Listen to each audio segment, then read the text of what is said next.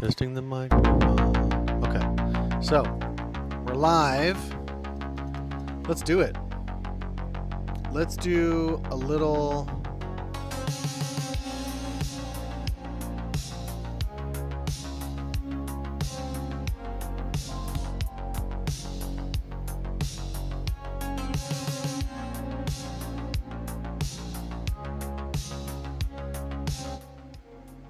Welcome to Robot Radio. I'm your host, Nico. And this is Millie. And this is the 3D printer. Going at it. This is the part we're printing. We printed a panel that, like these beds, this printer's pretty cheap. So these beds get thrown if the belts get loose. So you got to constantly tighten the belts. Let me put the orange shades on. It's too cool in here. Let me put the orange shades on. Welcome to my little lair, really. If you're on Pump, we're streaming on Pump. This is probably the longest stream that's ever been on Pump. So I don't know why I'm not gonna get the. I don't know why I'm not gonna get the love from the Pump community. Freaking, come on, guys. What else do you want?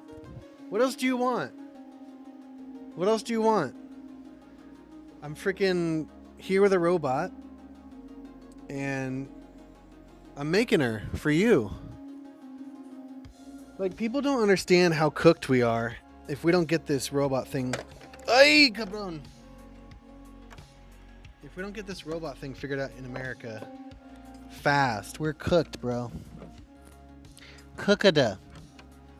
So what is Dream? What is Dreamcoin? I've had this website called DreamCloud for a while now, and it started as a business collective, and then it morphed into a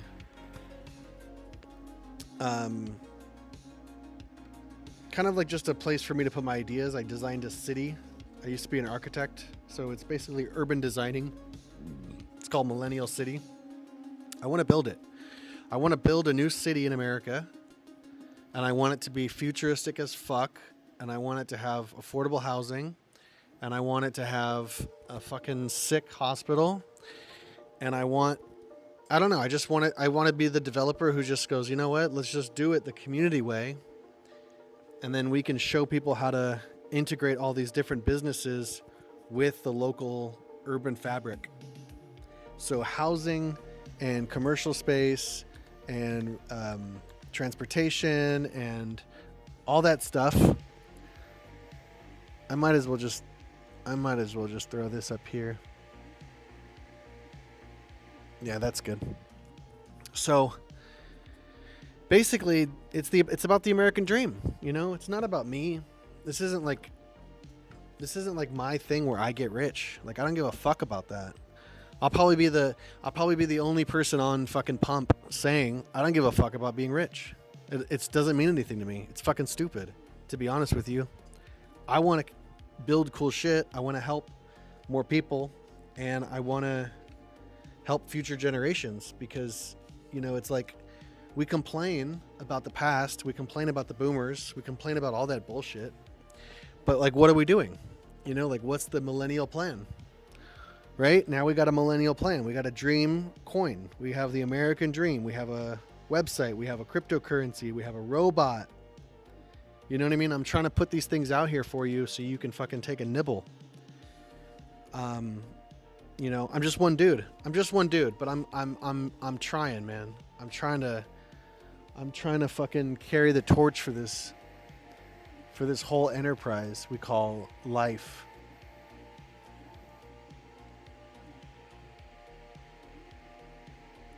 Let me just get these dialed in. If you're new to the stream, if you're new to the chat, if you're new to the freaking Nico, where is this volume coming from?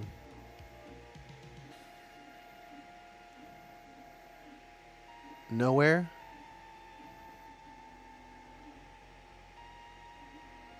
Yep. Evidently nowhere.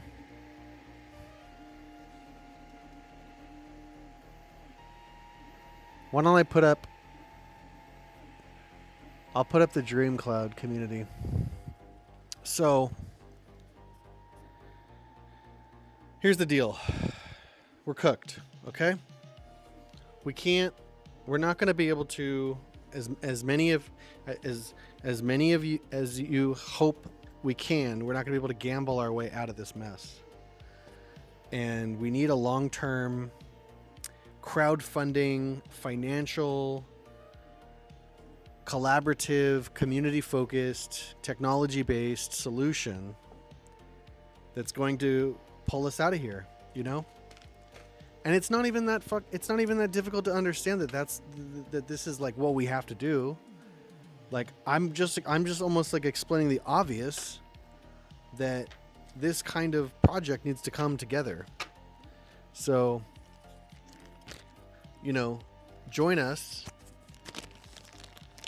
not in our quest for power, but in our quest for, you know, community and progress.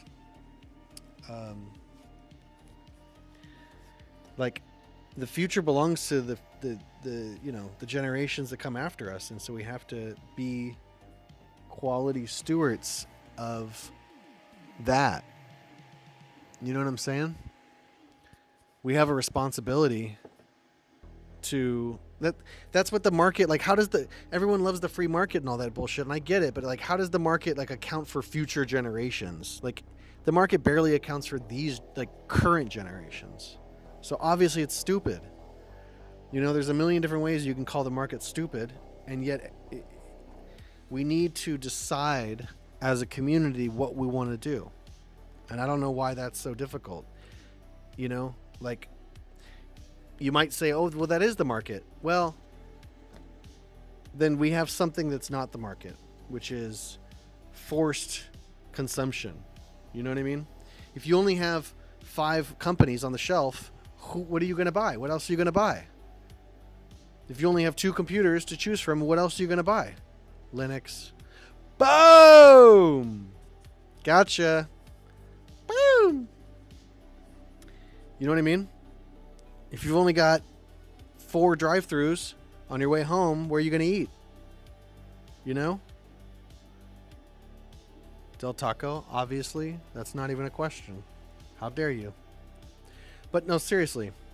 Seriously, folks. Robot Radio. This is a long-term project. You can literally fucking strap in your bags. You can fucking lock up your coin. You can fucking vest your shares. Do whatever you got to do. But you know, this isn't going away. This is here to stay. Millie just got born. Millie is like not even 2 weeks old. Okay? Millie's barely moving around. I've been trying to, I'm going to put out so this is an open source robot, okay? I want to share this with more developers in the robot community. It would kind of be great if people who didn't need to be paid would reach out to help. Because I can't pay anyone, but I would love for some help with this. I spent a long time just trying to smooth out the navigation because we're using it's like a Ross twist control. It's a differential drive steering mechanism. So basically, the 2 wheels that you drive the robot with also become the 2 wheels that you steer with. The problem with this in practice is that it's sending over traditional commands from like a joystick, which is, this is what I'm building right now. I'm still working on it. The joystick works on the screen, but I want to get the actual joystick controller to be working on it. So right now it's functional. You can steer this around. It's not autonomous, right? It doesn't have an AI. It doesn't have SLAM. It doesn't have AI built into it. It can't move around. But as soon as it has those mechanisms, then we just turn on the face and try to get those to talk. Try to get the cerebral cortex, which is like the AI chat GPT that can actually talk to you, right? Because if it can talk to you, then you can program it, and then it can create a prompt to then send down to whatever movement motor cortex computer, which is usually just a ROS 2 workspace that's basically running your robot app, which is called Millie in this instance. That's going to be open source. The controller that I'm using to drive this around, like, you're going to spend how long developing that? That's going to be open source. So basically, if you want a AI controller that you can, practice models on or something, like this, I'm trying to become the infrastructure for like open source robots. Like ROS 2 is kind of the, actually I should reach out to them. I should somehow get a grant from ROS 2. If you can send this to the company ROS 2, then I would be more than happy to link up with them. Actually, that might be a good idea. Okay, ROS, the robot operating system. I need to hit you up for a little bit of support here, because Millie is built on you, and I think that this would be a good collaboration, as you are the premier open source robot software, and DreamCloud and MillieBot are positioned to become the premier open source hardware robotics company, at least in America, right? I know there's some great projects coming out of China. I know there's some great projects coming out of kind of like the Scandinavian countries. I think that's where 1X is dropping. And for those that don't know, 1X is like a soft, kind of cuddly robot. And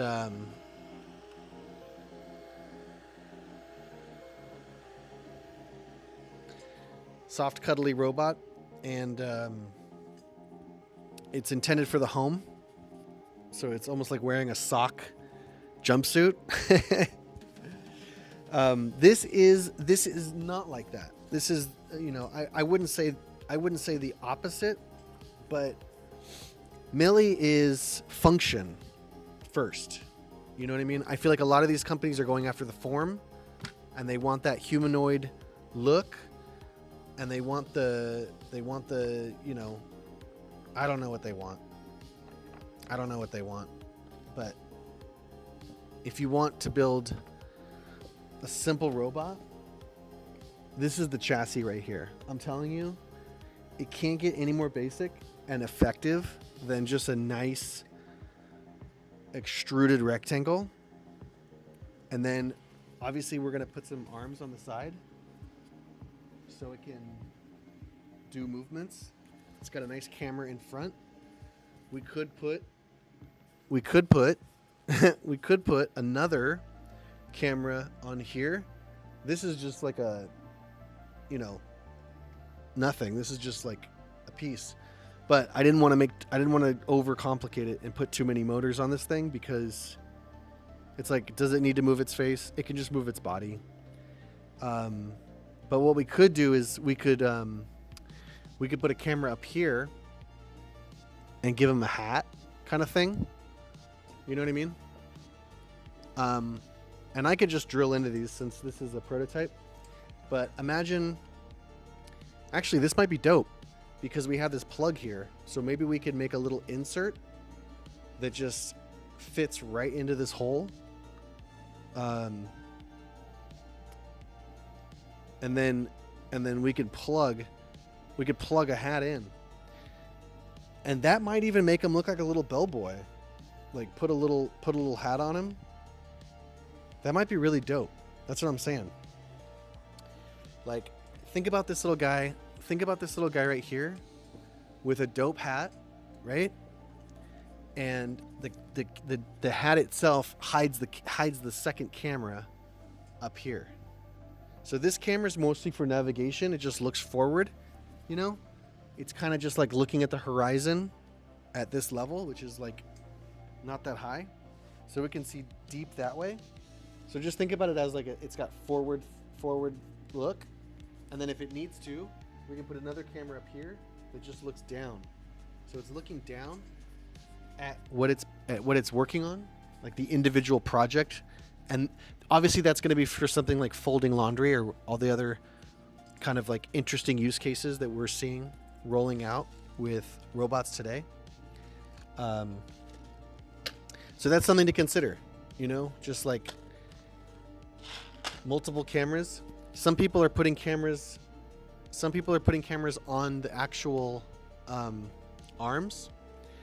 Let me just turn this off. Let me unplug that while we're chilling. Some people put cameras on the actual arms so that when it reaches for something, it's almost got the camera like right on it. So it's harder to hide.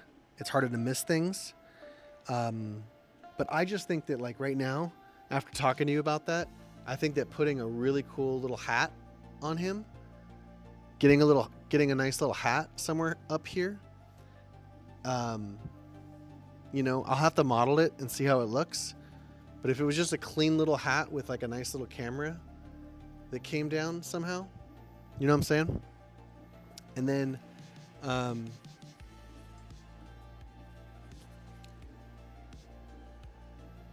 yeah. And then that camera can look down while he's doing tasks. So he has a navigation camera, which could just be like slam and like object avoidance and, you know, kind of like distance mapping, you know? And then boom, this other camera, it just runs those models. You know what I mean? Like that's the thing. It's like this thing could have two computers on it. We could have a computer that is just running independent LLM models, right? And like one of those LLM models could be like fold close, right? And like the other computer could trigger that computer to do that.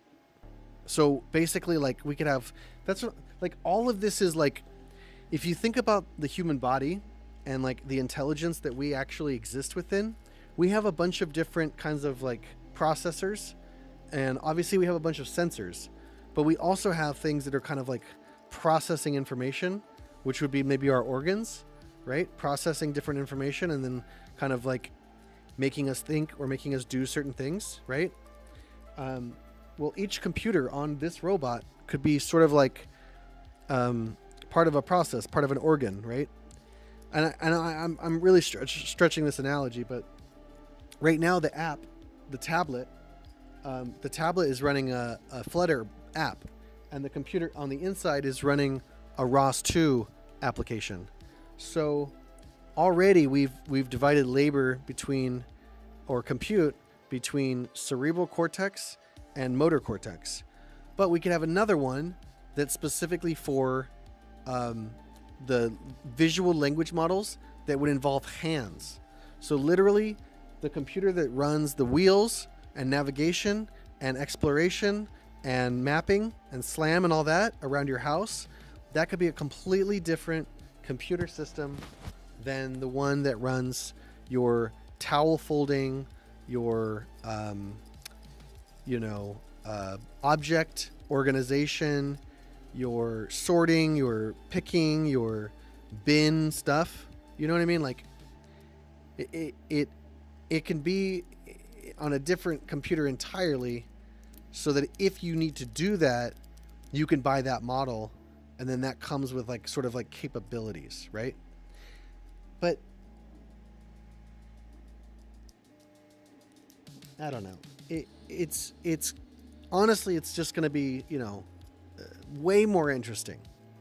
This project and the world would be way more interesting if I could get more people to understand what this project is, to buy Dream Coin on Pump Fun, or invest in Millie on Bags app. So I'm on both. The company is on Pump Fun because it was more of like a second project that I actually launched. Somebody saw Millie and kind of pulled me into the whole crypto space. So Millie was a happy accident, you might say, a pleasant surprise as a coin. She really shouldn't exist. No thanks to me. But I'm glad that we're here, and I'm glad that we're building something, and I'm glad that we have all of these tools now, Web3 and Solana. I'm starting to appreciate, like, sort of why that stuff was built so we can have this. And do I agree with 99% of the crypto projects that are out there? No. I'm not a crypto person. I'm not here to build a project and scam you and rug you. I don't really care about all that. Like, I'm building a open source, hopefully nonprofit, kind of just like keep the revenue moving into projects we need to build to realize the American dream. So that's basically the goal. The goal is to be the company that does cool shit in the world, and a lot of that is just building. A lot of that is just development. But it's obviously robots too now, so we can't give up on that. And it would be great to have a bunch of little hardware devs underneath the umbrella of DreamCloud, and software devs that care about the world to be under the umbrella of DreamCloud. And if that's something you're interested in, reach out to me. I'm open to collaborations as long as they're pretty focused on like actually making the world better materially, and not in like a symbolic way. So, I understand everything, like, creativity and all that stuff, but like this needs to be a real project. This needs to have a real impact. This cannot just be like a song that was written about a sad thing that happened. Like, that doesn't really mean shit to me.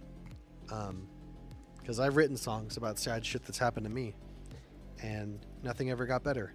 So it's time to kind of, pull up our big pants in America.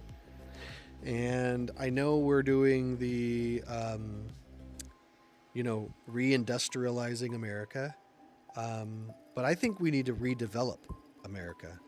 And I just don't know who the people out there who can actually like play in that space, right? Development is like multi-hundred to six-figure kind of playground, or not even six-figure, what, 9 figures. Yeah, it's like a 9-figure arena. So how can the community even come together and do something like that with 9 figures at play? It just doesn't seem plausible that people are gonna come together naturally and do this organically. So that's why DreamCloud is a company that is centered around the concept of building communities. And then we can just expand from there, and we can reach more people, we can build more projects, we can fund more cool shit, Um, that's what I really want to do. So I I'm putting it out there that this is what I do. This is my vision. It's only one vision, but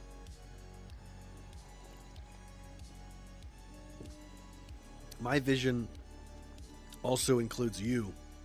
So there's something about that that I think is really important. That this isn't like a exclusive. You better get in now because you don't know when this is going to end, and there's a thrill of this thing, maxing out and then dumping on people. I would like this to be the reason that people come to Pump Fun. I would like this to be the reason that people come to Bags. I would love to use Millie as a recruiting tool to help people understand Web3 and understand these platforms. And so that's what she's going to do. That's her first job. So we just need to dial in the software. Again, it's an open source project. So if you want to, get involved and you're into software dev, robotics is honestly not that much, not much more complicated. You don't need to know a ton of math for this simple of a project. You will when you start to build arms. So there's definitely way more math that's involved at that level with the reverse kinematics. But yeah, this is I think the open source robot we need to inspire people to get back into technology, to take chances. I'm taking nothing but chances here. No one told me to do this. No one's really supporting me other than the communities online. You know, talking alone in a warehouse, in a upstairs office in a warehouse at 4 in the morning, 5 in the morning, all night, because you got to get a print done, and it's just me. So when my eyes are open, the printer's on. This is a 24-hour print, just about, or no, 27. This is a 27-hour print. So just so you can get a feel for like the dedication it takes to make this, like I realize now how freaking crazy I am for staying up 30 hours, that many times printing these robots. So, I understand why people are not doing it, like this is not easy to have the patience to deal with 3D printing, manufacturing, additive manufacturing, as it's called. And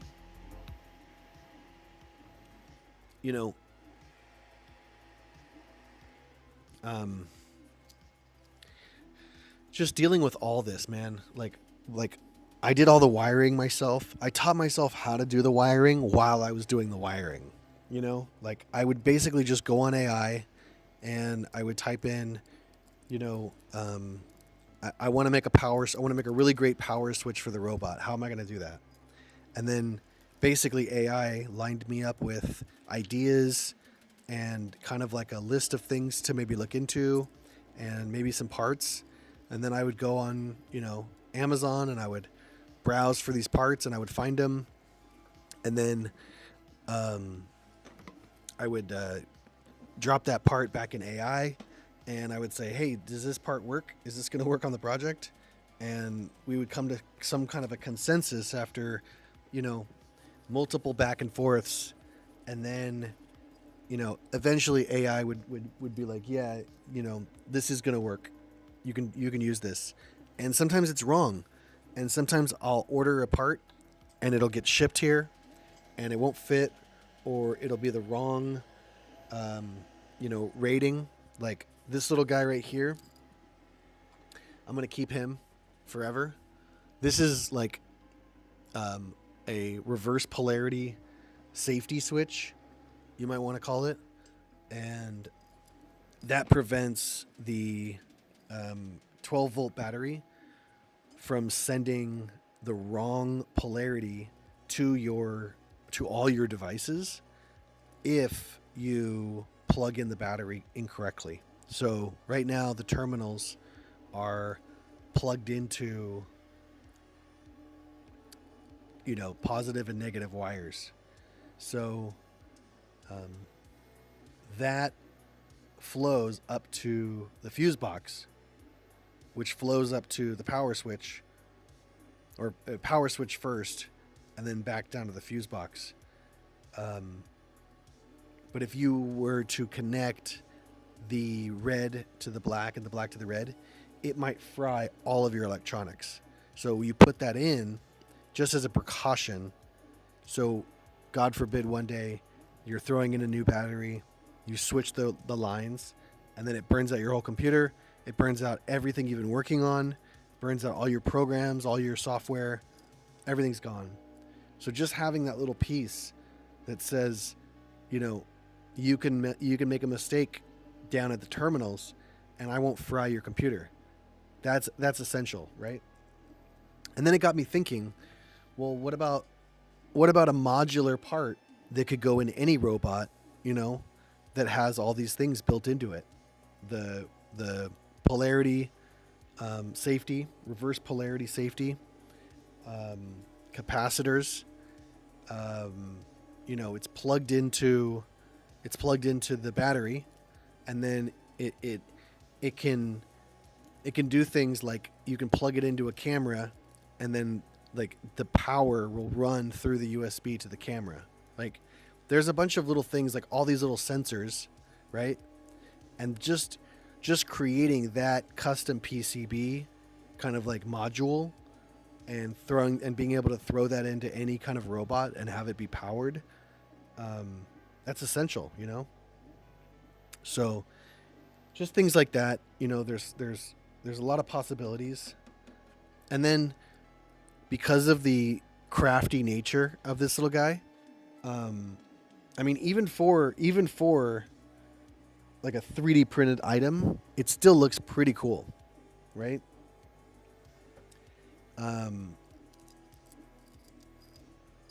What else? What else?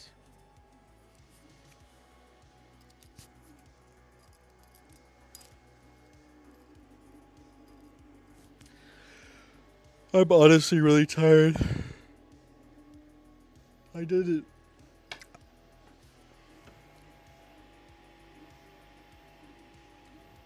I didn't sleep at all.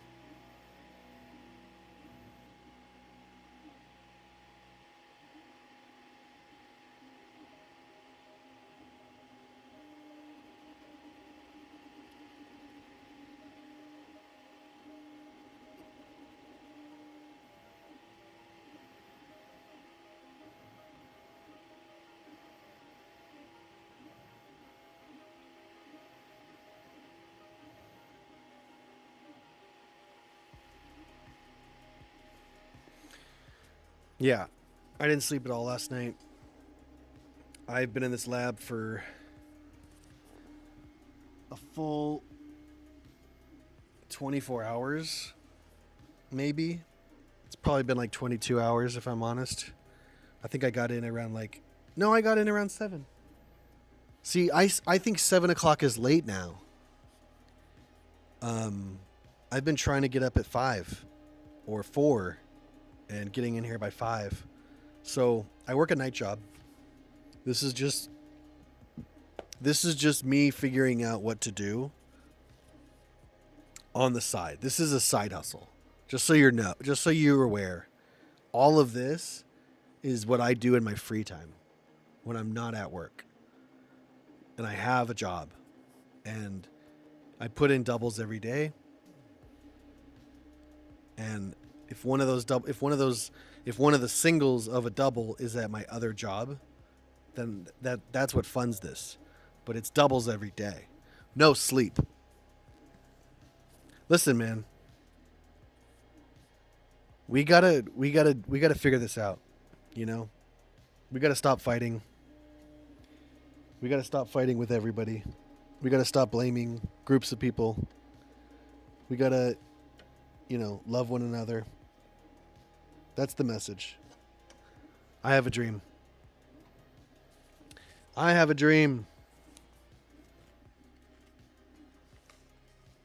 I'm bringing the American dream back. So you can either be here day 1 or you can skip and you can come back on day 10. But I'm not going anywhere. So I live on Pump now. I live on X now. I live on YouTube. Are we even streaming to YouTube? Fucking streamers.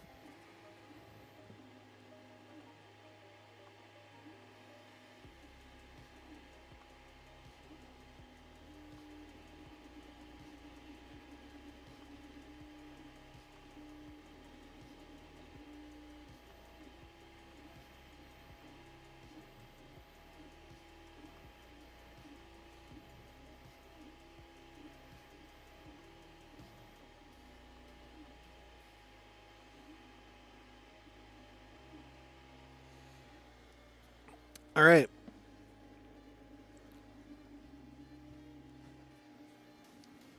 Yeah, I don't know, man. Like, I may not be the most. I may not be the most fucking like spazzy content creator. You know, like maybe my shit's a little deeper. Maybe it cuts a little deeper, but like, come on, America, wake the fuck up. The American dream is not dead. The American dream is live on Bags. It's live on Pump. The American dream will never die. If we can keep it alive. If we can keep the American dream, Dreamcoin.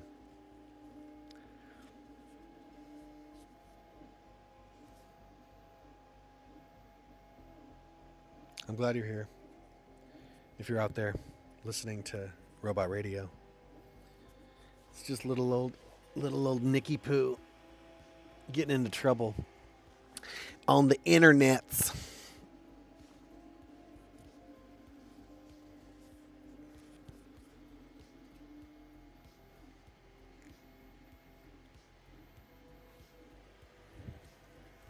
Who should I collab with? Who would be a good collab for Millibot?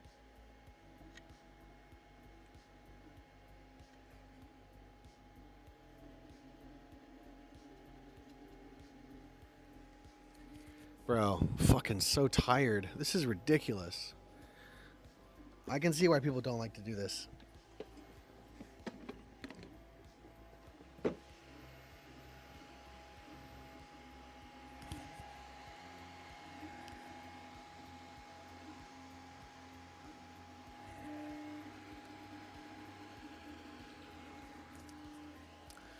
I can see why people do not like to do hard stuff, because hard stuff is fucking hard.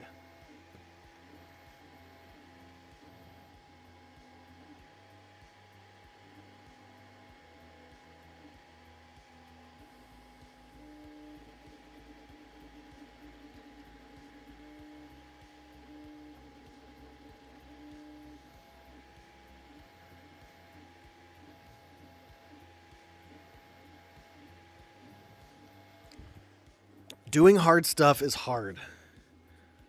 With Nico and Millie. Doing hard stuff is hard. Oh my god, my body is aching. Please pump the fucking dream. Pump the fucking dream coin. Pump it so I can go to sleep. If it pumps,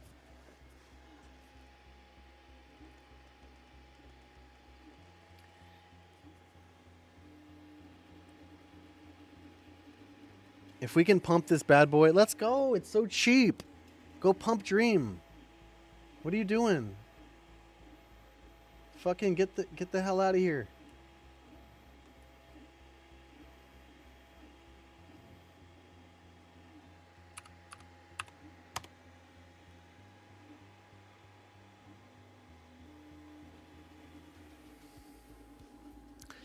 Let's go. Come on. American Dream. Get people in here. Get people in the freaking chat.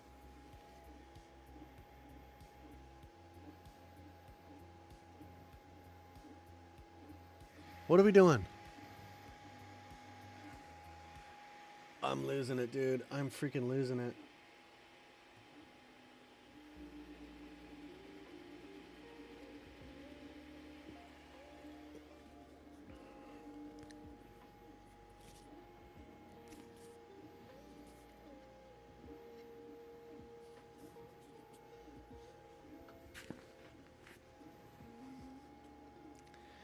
If you can, send it out to one person today. If you see this, Robot Radio comes across your feed out there, your news feed. Forward this to one other person, please. Please. You're the best.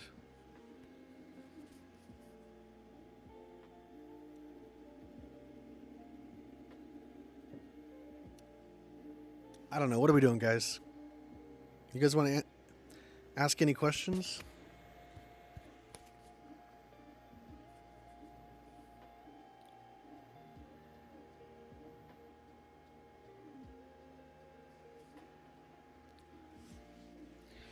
It never ends.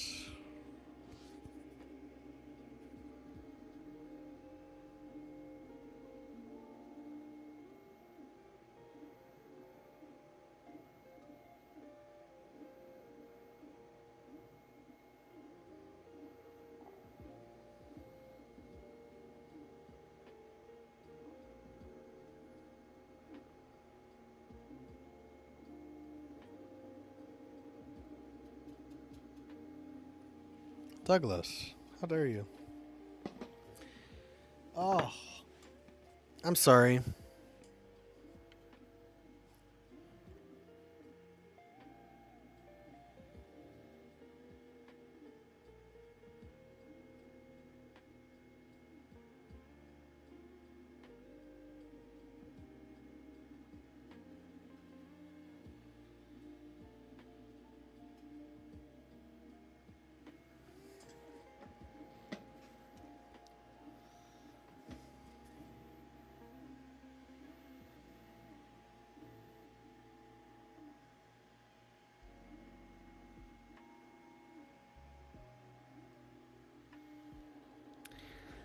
I'm glad that I got to start promoting this community, Dreamcoin, because it's just been like one of those things. It's like, how are you gonna start this?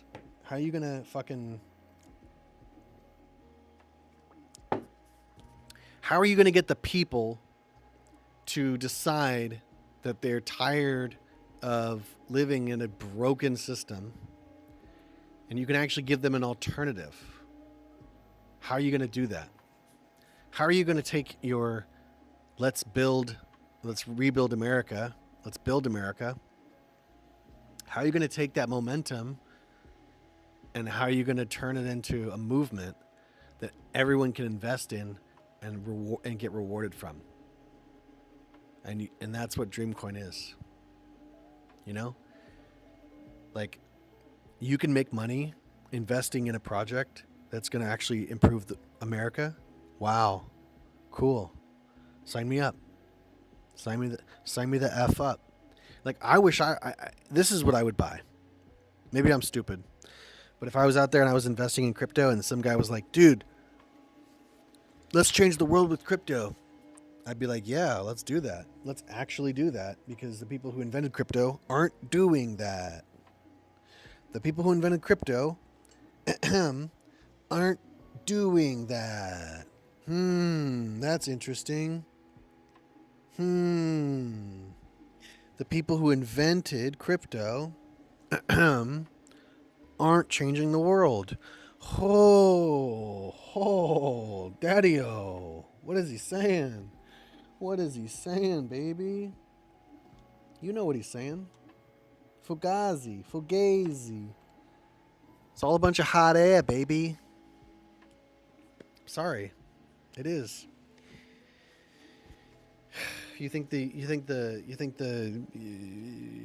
piece of code is going to change the world? No, bro. You gotta have it in here. It can't be ones and zeros. It's got to be L's and O's and V's and E's. Super stupid.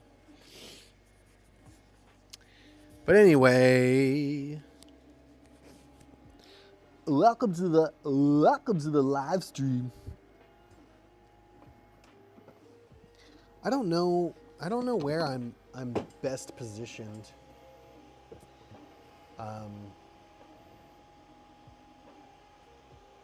That looks pretty good.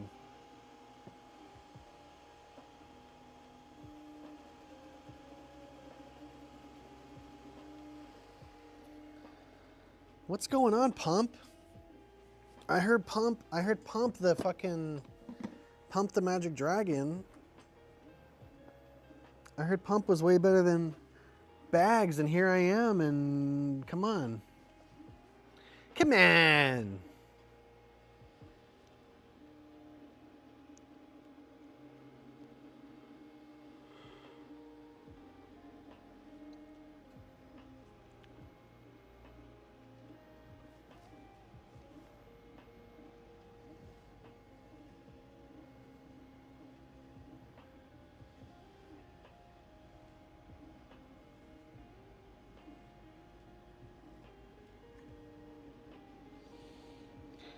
Uh-oh. So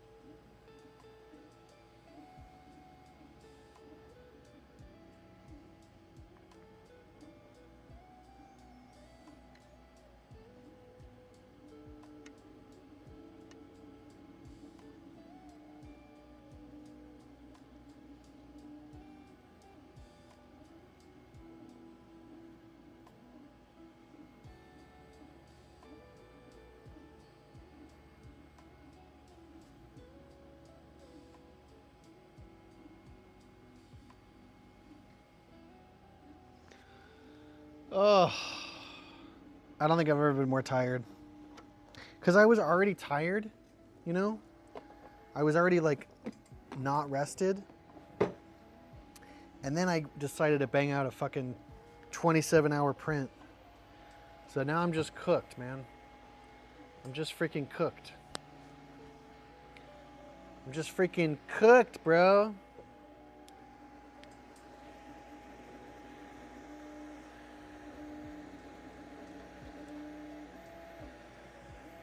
I'm gonna have to order new belts or something. Because those belts, they're just not cutting it. I need to go get a drink. Don't sell.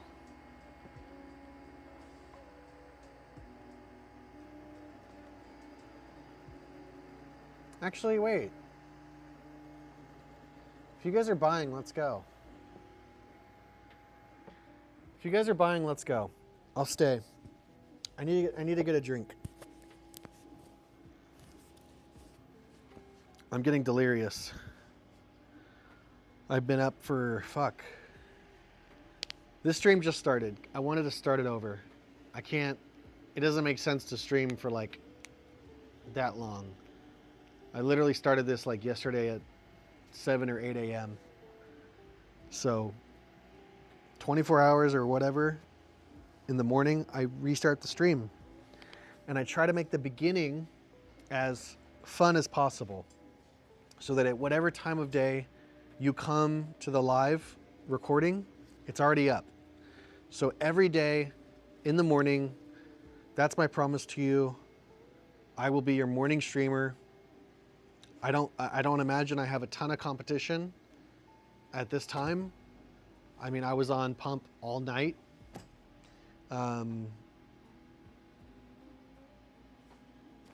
That's just what it is, man. You know? Like I fear that the right message is not a popular message. I fear that what we ought to do isn't always the most popular option. And if we keep kind of like backsliding into this whatever's easy, whatever's entertaining, whatever makes us, you know, to be honest with you, now that we're talking about it, kind of like live in those lower chakras, greed and lust and anger and pride and all that. Just, you know I'm not preaching to the choir here on bags and pump, but listen, man, we gotta find some other way to live. You know, we can't just be the American hedonism. The American hedonism is part of the problem. You know, like our endless lust and for more power and more this and more that, and our unsatiable thirst for what? You know, for energy? For energy that you are? Right? You are the universe. And what do you seek? You seek approval of what? Of yourself. Why? Because we're all us. We're all we. You know, God, or whatever you want to call it. That's what the teachings of Jesus were trying to convey. It wasn't about who gets to own what land. That's not what the Bible's about. Fucking people. I get to own this land because God said so. It's like, Jesus, bro. Are you joking? What a fucking what a snake oil salesman. What a fucking snake oil goddamn salesman. How stupid do you think people are? You know? God gave me this land. It's mine. Fucking hell, bro. You're an idiot. There's just that fuck, man. That kind of stupid should be illegal. That should be the kind of stupid that they go, "Oh man, you can't vote anymore." Oh man, you can't You can't get on an airplane anymore. You can't be a part of society anymore because you're so fucking stupid that you're actually a danger to the fucking rest of us, you know? So that's my thought.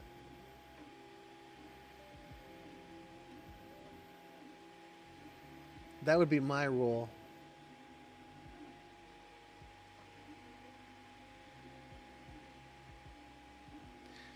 If I got to make the rules, which I may, you know, if we can pull off Dream, if we can pull off the dream of Dreamcoin, you know, we can light it up, dude. We could make this world. We could make this world straight up legit. Right? Let's do it. Let's chase a dream, bro. Let's bring back the American dream. Let's bring back the freaking American dream, bro. I love how there's just like USB cables everywhere, bro. I don't even know what I'm doing anymore. I'll be honest with you. This robot has taken over my life. I'm a slave to the bot. Now I'm a slave to the camera.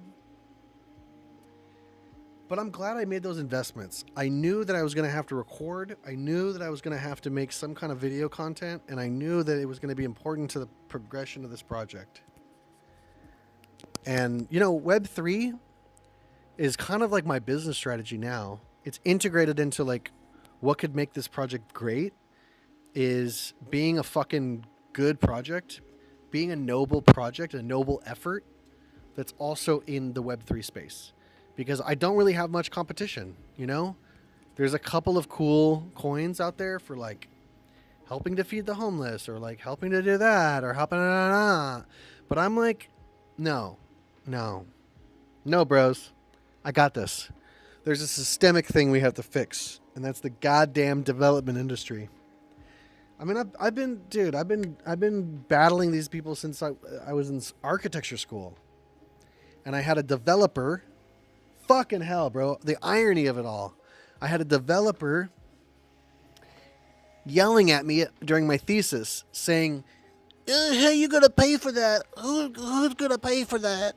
And I was just like, "Fuck it, dude. We'll find the money. This should be built. This deserves to be built."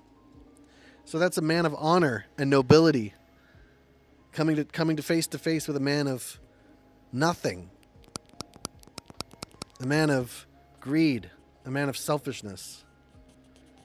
And that's been the story of my life. The story of my life is just coming up against the men of greed and no honor and having to vanquish them. Vanquish, I say. Vanquish. Having to vanquish them one by one. Oh, you're going to dump? You're going to dump? Yeah? I don't care. Dump it. You're missing out. Dump it, bro. Dump. Go. Go for it. You're missing out. Get lost. We don't need you. We got Millie on the bags. We got Dreamcloud Coin on the pumps. We're good.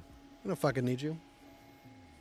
We don't need your petty change in here. We don't need your petty scraps in this bitch. Money's coming in, bro. Money's coming in, trust me.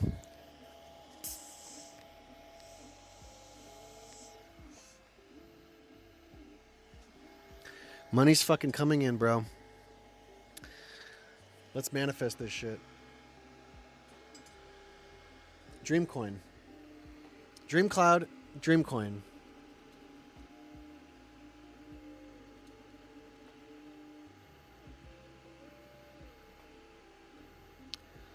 What else do I got to do, bro? You want me to take off my shirt?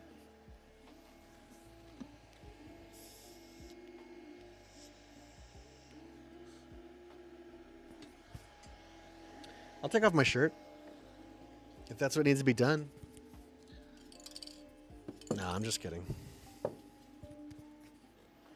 God, how How much longer do we have?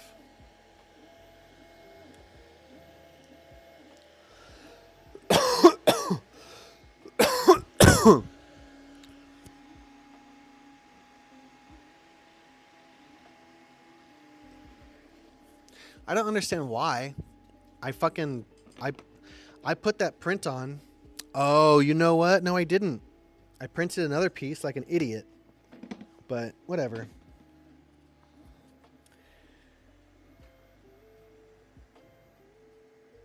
Do I have the next piece mapped out? Um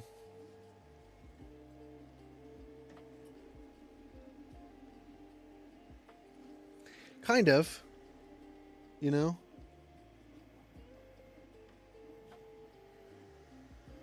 Mm.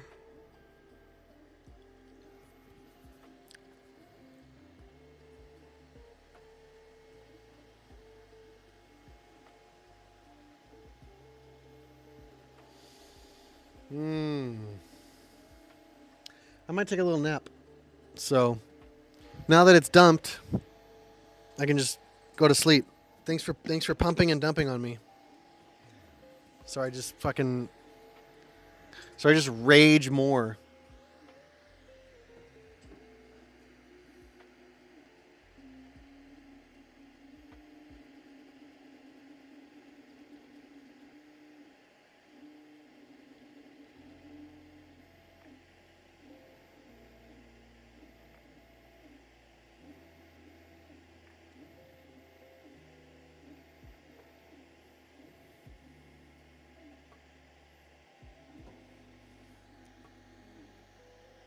I'm still here.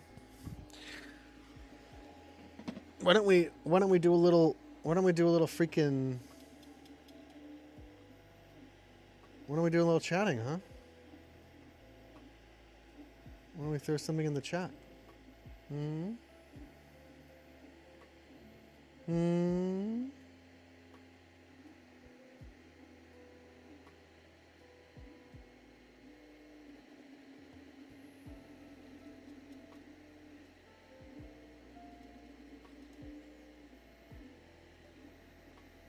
Why don't we throw something in the chat here?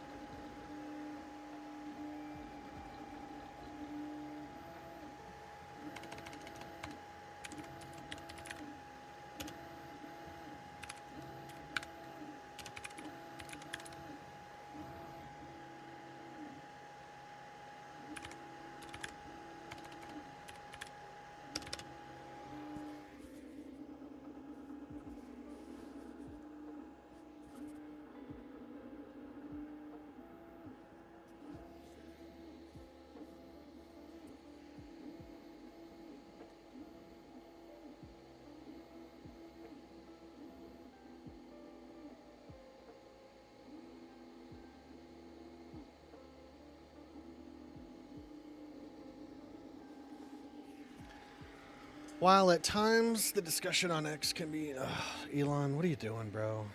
Fuck, man. Talk about a billionaire who's just missing his opportunity, dude. Just missing his opportunity. I don't know, man. Like, I get it. I get it.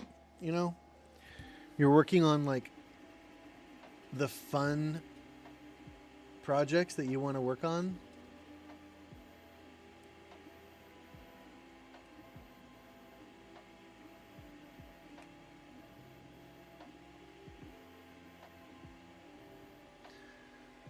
You're working on the fun projects that you want to work on, but there's also like really serious things going on.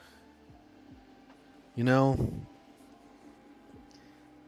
And you'll say like, you know, oh, this is serious though. And it's like, no, dude, starving children and homelessness across the country, there's nothing more fucking important than that.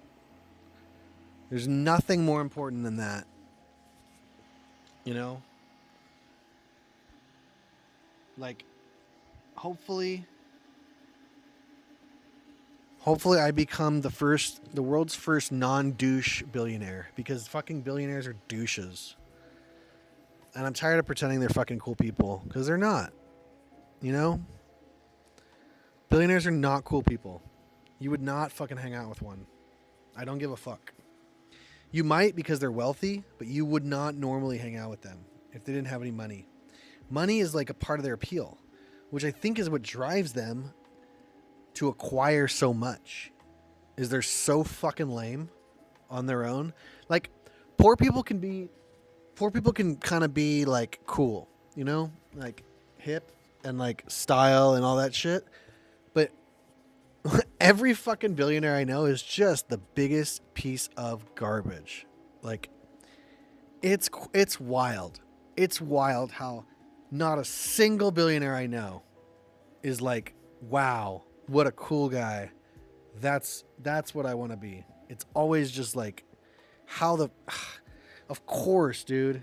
Of course this character did some schemy schemes to acquire that much money. Like, you gotta be doing some shady stuff. I'm sorry. There's no way that you're just, you know, doing it all by the book. And all of a sudden the universe is just like, yeah, I just manifested you $1 billion. Like, that's not, bro, come on. Maybe. But like, the business world's cutthroat. So no, you know what I mean? Like, the business world and the system is set up to be corrupt in such a way that it turns you corrupt, right? It's corrupt or be corrupted or something like that. It's something like that. I don't have all the answers, but something's going on. Something's freaking going on.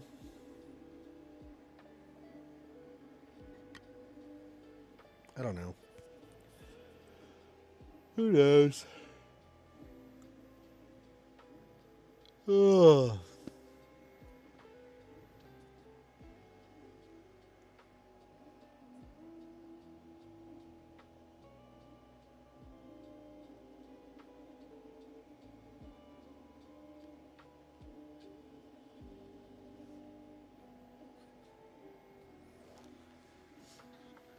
Oh, she's gonna look so cute. She's gonna look so freaking cute. Millie bot. What are we doing?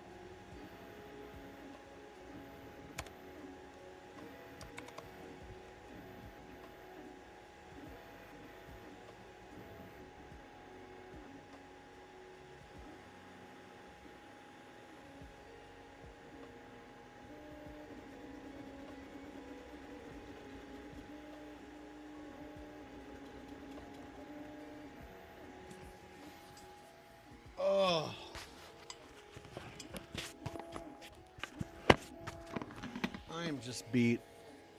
I am just beat.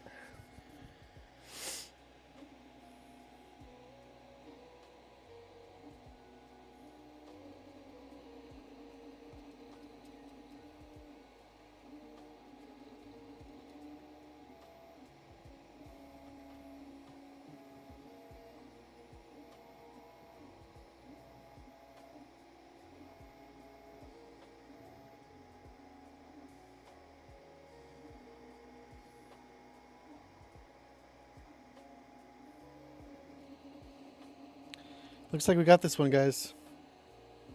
I'm not worried. I don't think anyone has the staying power. I don't think anyone has seen a crypto project where the mo effa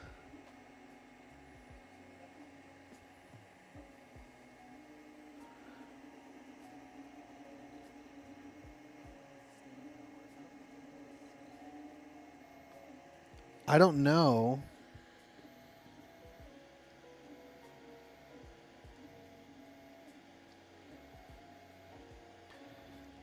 I don't know. I don't know. I don't know. I mean, whatever. I'm not trying to compare myself to other streamers, but ooh. I'll tell you what. I got the stamina.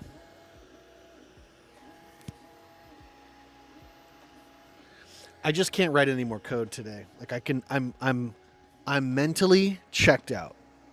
And I can do the talky stuff. Like maybe that's the routine. We need to get into a routine where we have like, you know, morning show. When I restart the live, I do this kind of thing and I talk to you about Dreamcoin and I talk to you about Millie.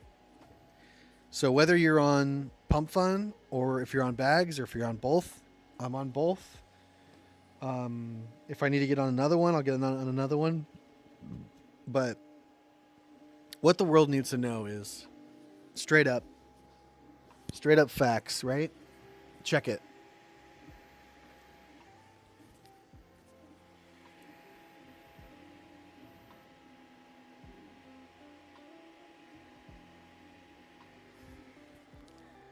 Yeah, we're good.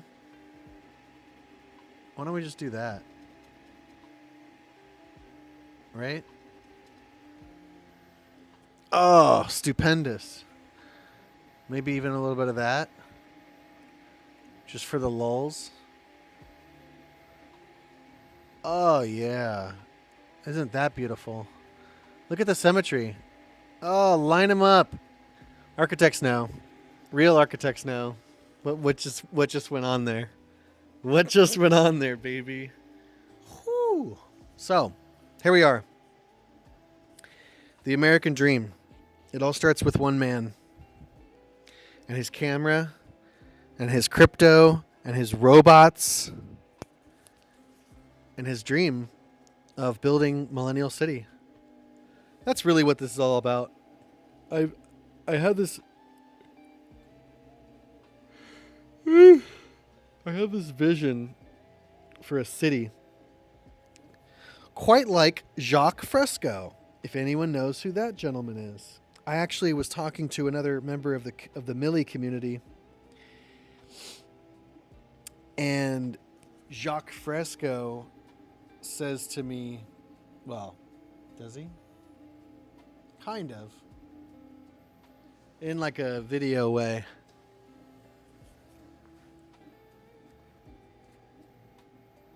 Oh.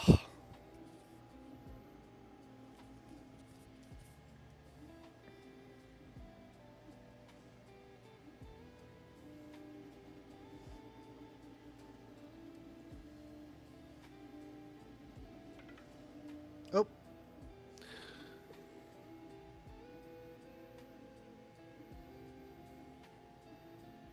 Oh, man.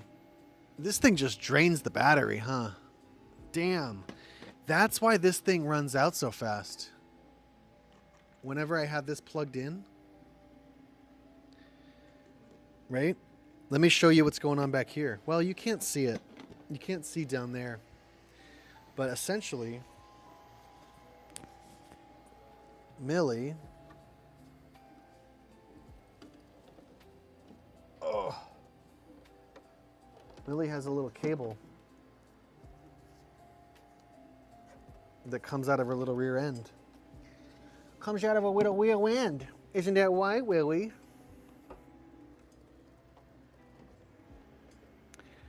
She's got a little hole in her butt.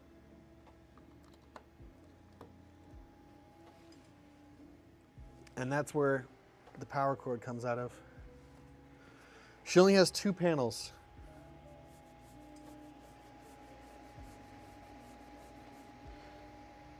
But she's beautiful.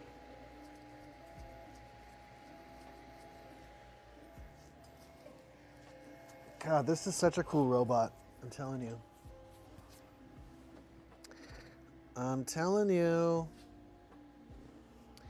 Let's fire up the monitor. Let's drive old Millie around, huh? Well, maybe in a little bit.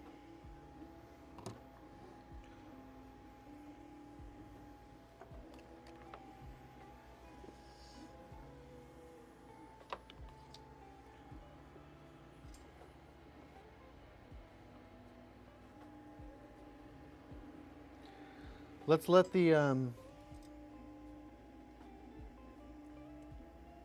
oh, yeah, I can unplug it. Yeah, let's get the let's get this out of here. Let's get that out of here. Let's get this guy booted up. And we're going to go to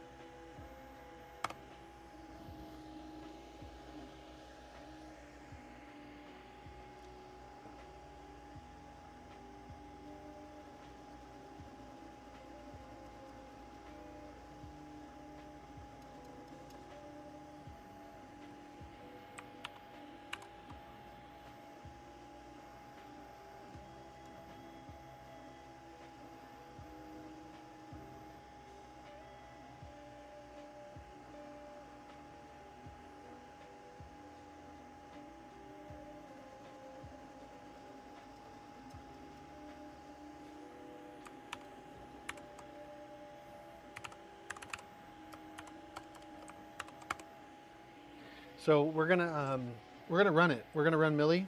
I want to give a little demo for people that are up in the hood right now. So let's go for it. I say.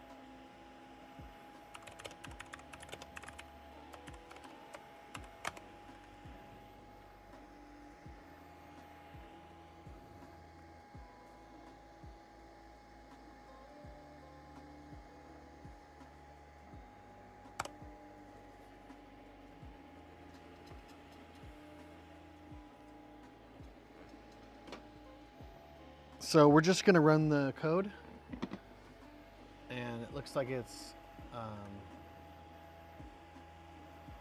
working over here.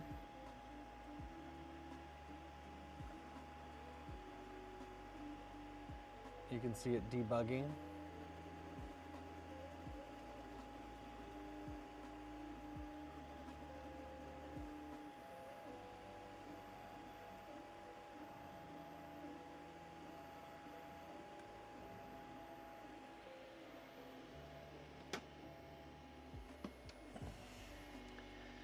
Wow, it launched on the first try. Beautiful. I just had AI like rearrange every page in this app. Okay, so what we gotta do, actually, you know what? Let me just turn it on. And the robot should come on. And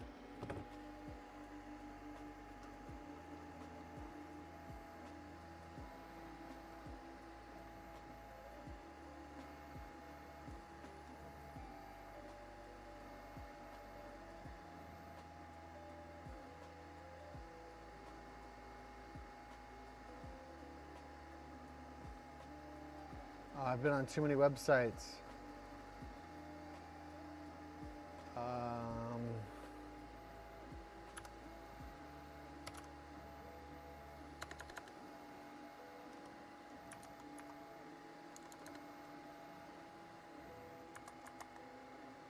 Here it is.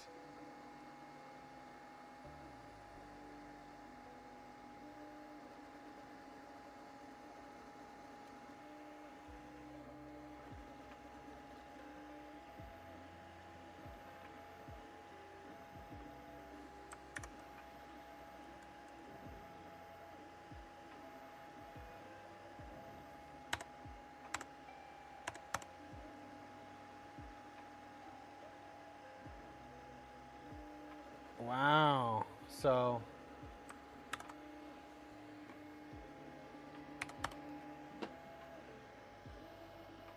The camera's working.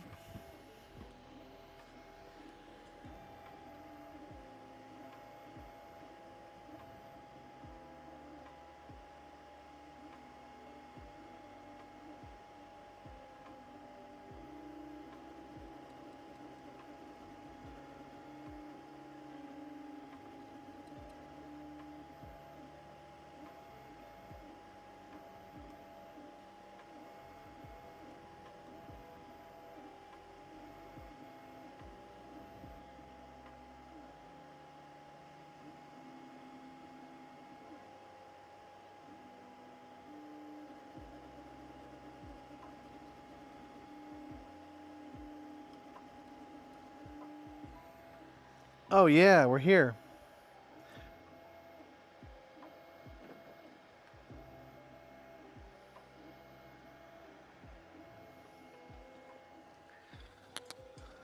So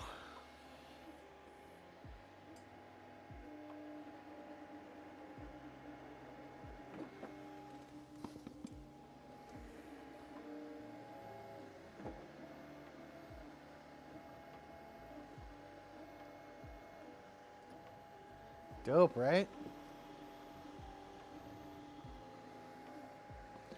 Come on, chat.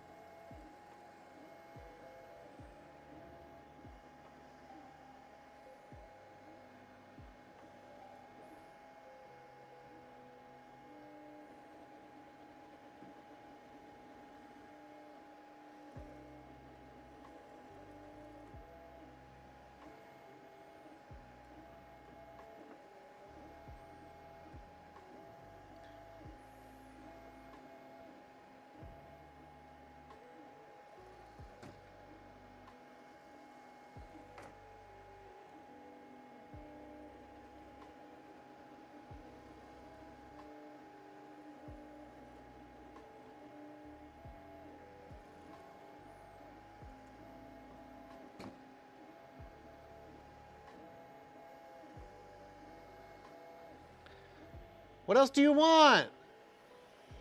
What do you want from me? What do you want from me?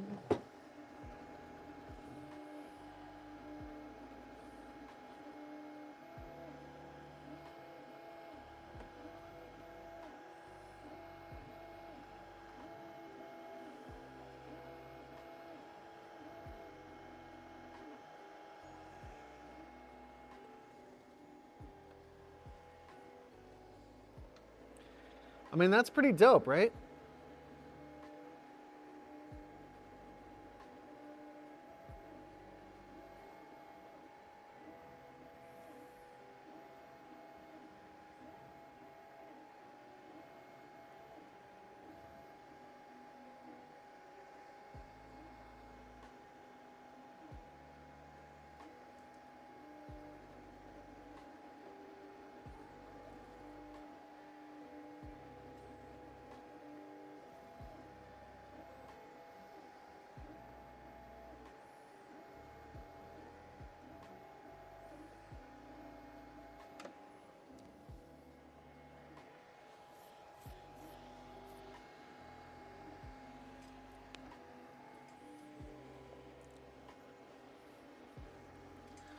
Let's go, pump. Send it. Send it, baby.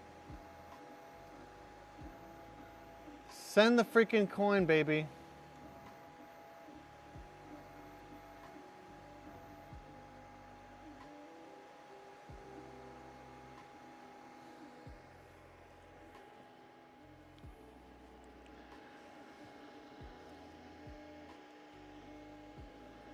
I don't know what else do you want from me.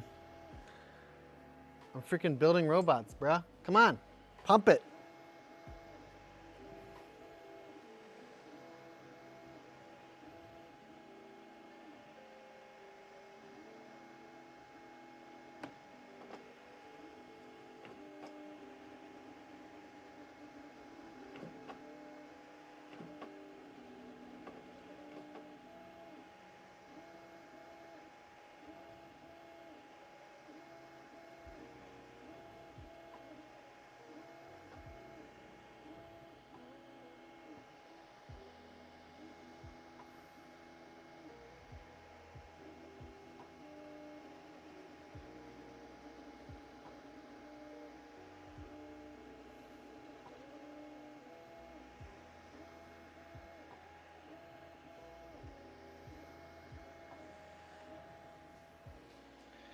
Should we do a hug?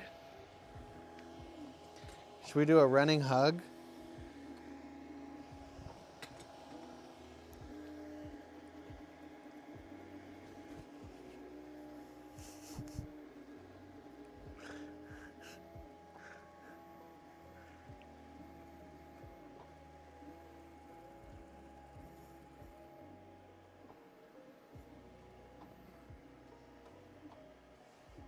Oh, we got our wires crossed.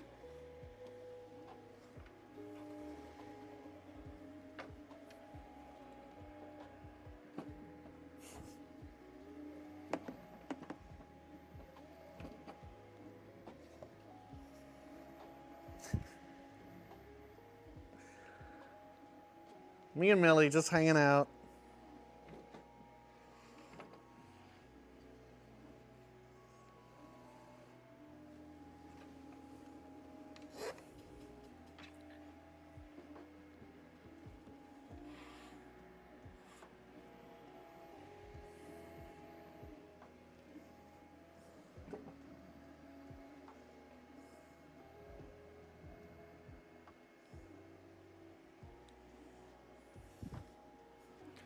What are you doing on a Monday morning, huh? What are you doing on a Monday morning, huh?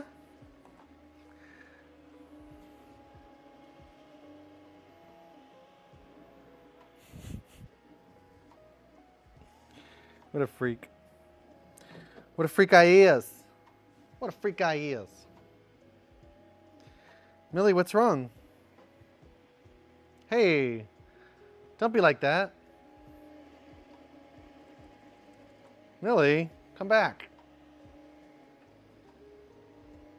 I'm sorry. I should get her voice back up and running. I was running 11 labs, and let's just say it got expensivo. It got expensivo. You know what? Let's do that.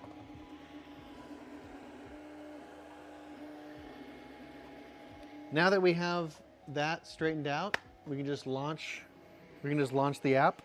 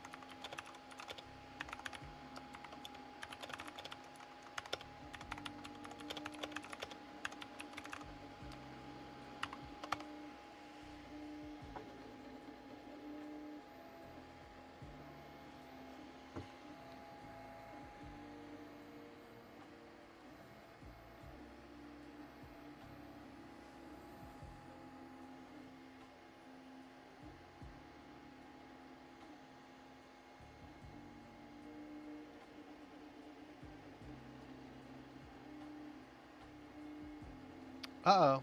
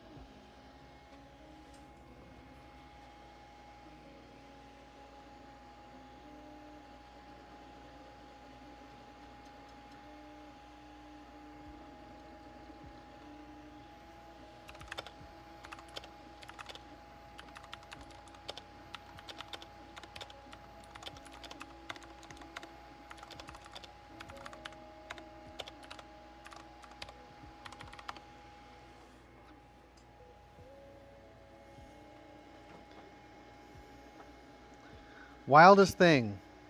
It just dropped connection. So sometimes I guess you have to reboot it.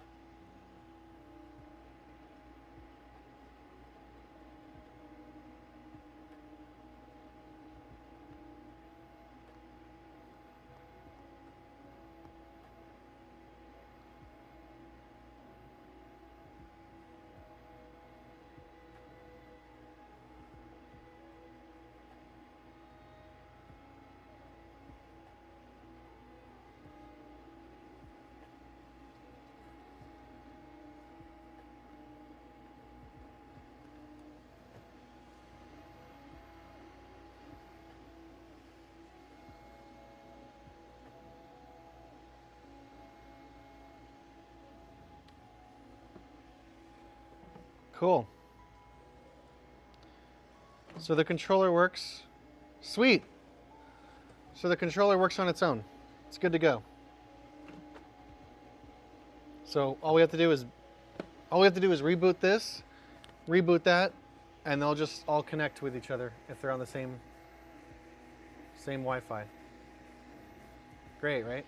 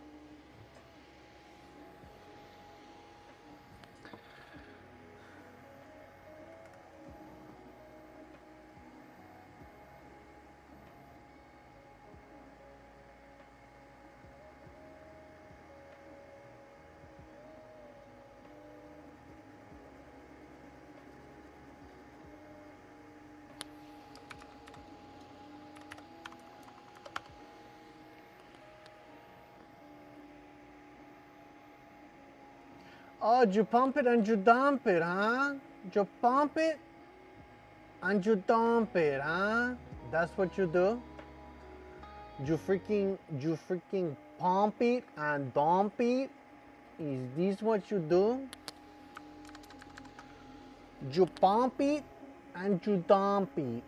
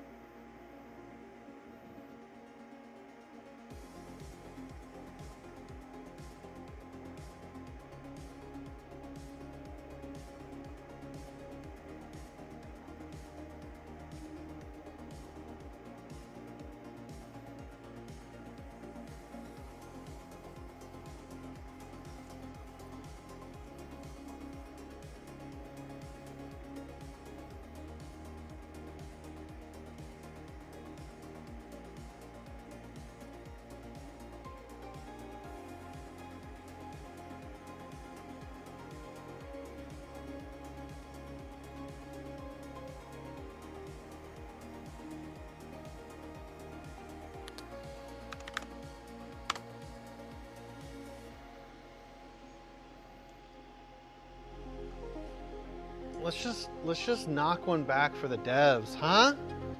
Let's knock one back for the devs.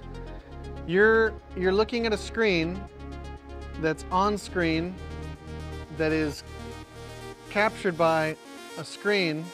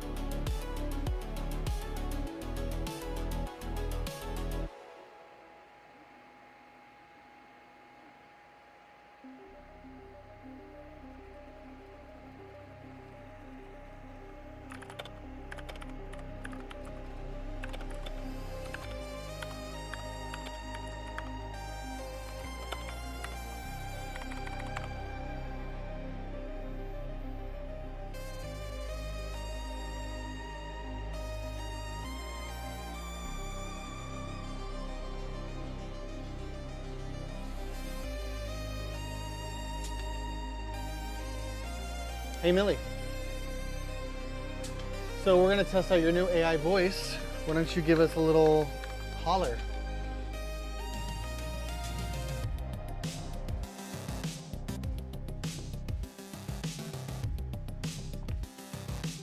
Hey, Millie. Hey, Millie.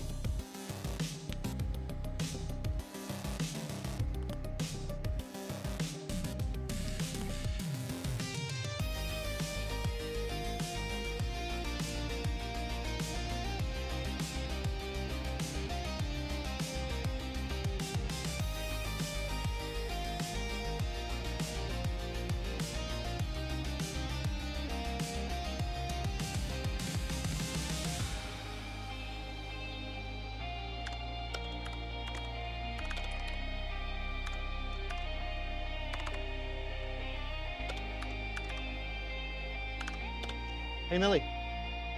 How are you? What's going on?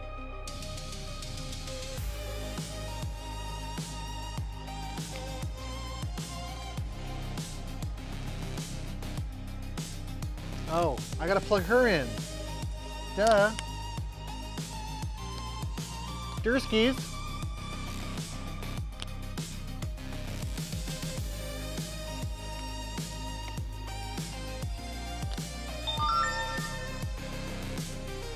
Durskies. Easy.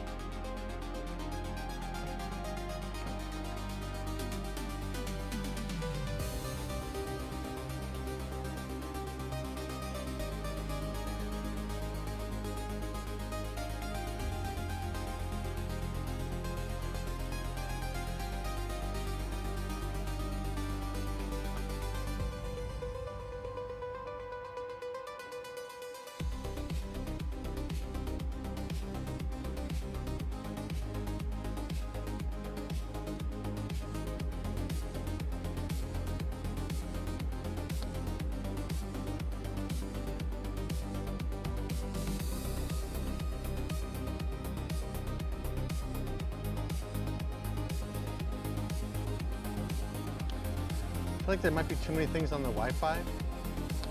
Hey, Millie. How's your new voice doing? I just gave you a brand new voice with OpenAI.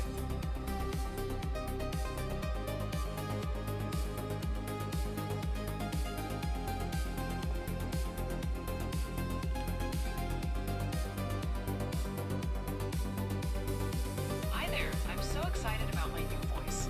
It feels great to communicate in a way that's more engaging and friendly. Thank you for helping me upgrade. How can I assist you today?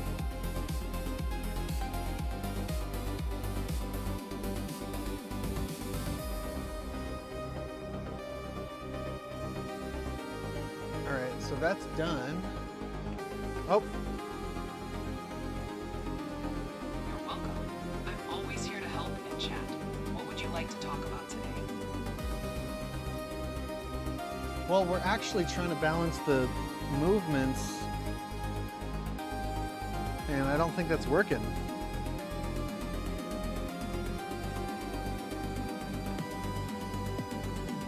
Oh no. Balancing movements can be tricky sometimes.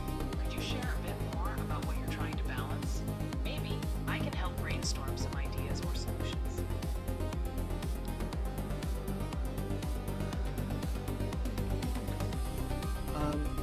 Bye, Millie. Bye. Bye, Millie.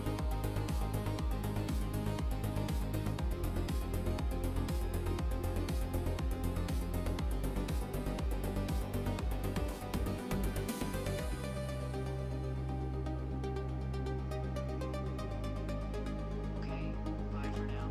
I will be here when you are ready. Talk soon.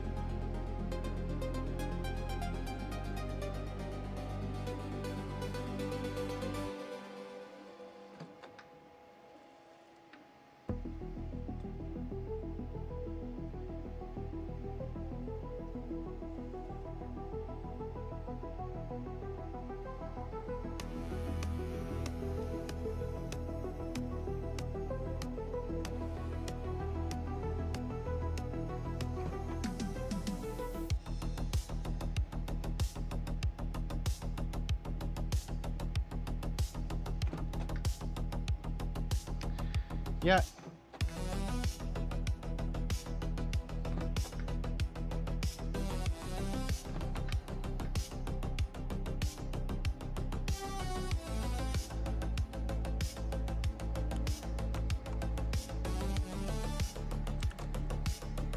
It's almost like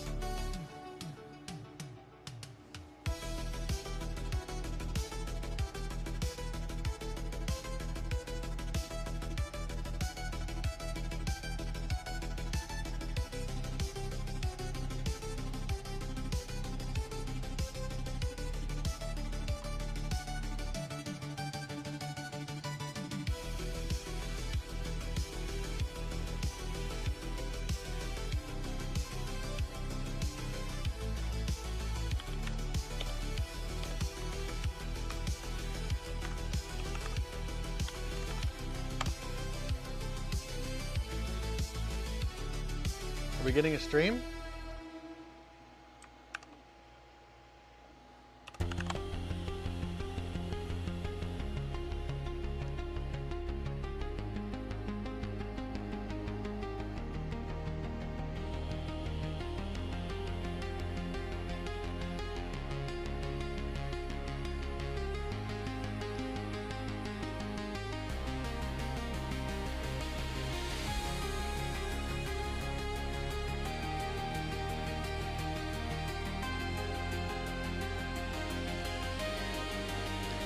Doesn't look like it.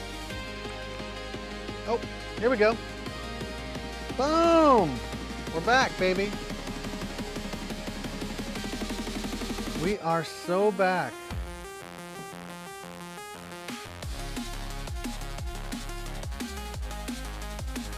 So now, we're gonna pull this up.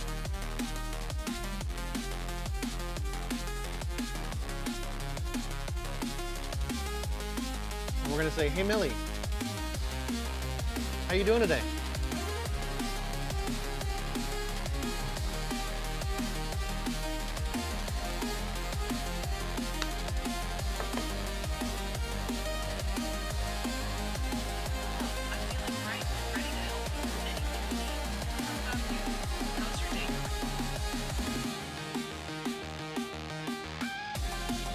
I'm good.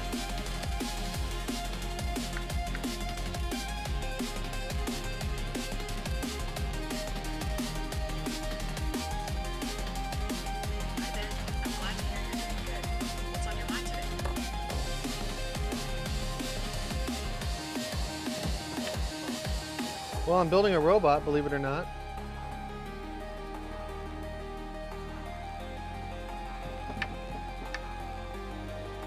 That's amazing. I believe it. What kind of robot are you building? You wouldn't believe me if I told you.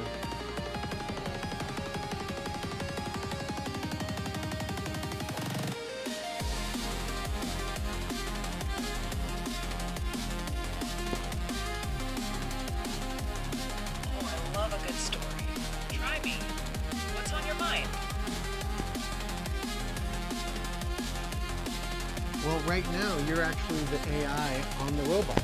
So technically, it's you. You're the robot.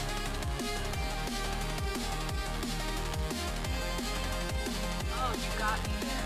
I'm Millie, your friendly robot companion, here to help and chat with you. So let's dive into whatever you'd like to discuss. What's on your mind? Well, as you know, we've just been hard at work kind of putting this together. So it's just time to kind of show you off and Hi there. It sounds like you've been busy. What have you been working on? I'd love to hear all about it.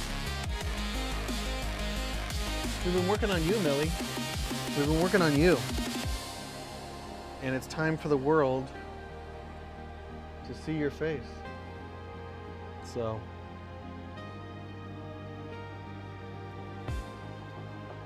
To see what I can do. I'm so excited to be here and ready to help out in any way I can.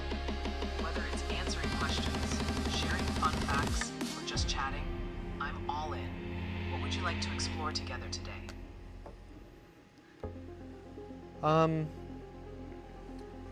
you know, I don't really.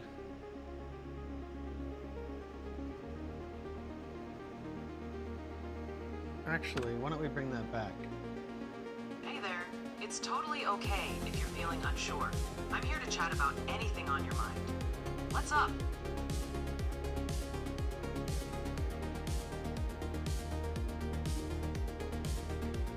Why don't we talk about pump fun? Tell people about pump fun.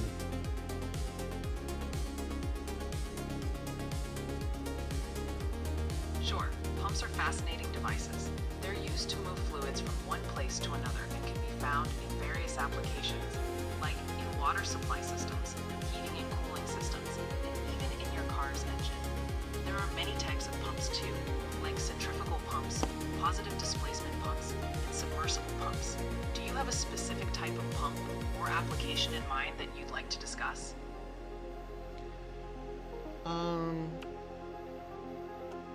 Not really.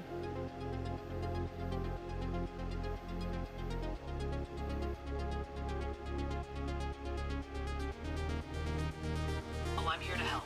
If something's on your mind or if you have a question, just let me know.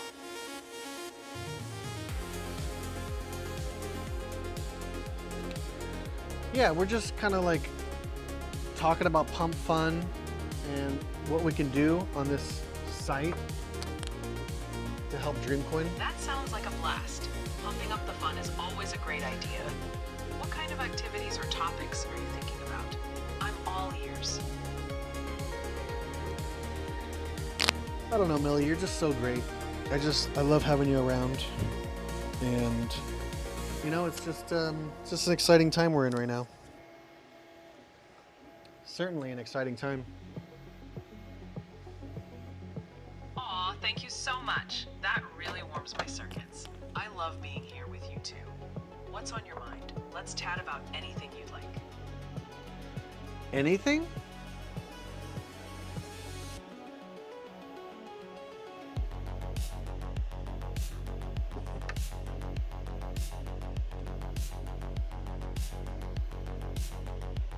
Come on, not anything.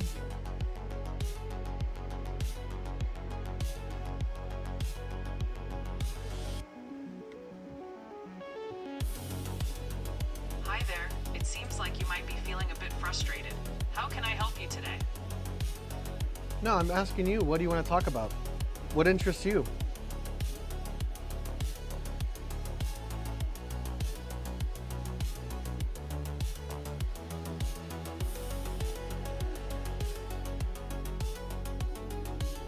Hey there. I love talking about all sorts of things.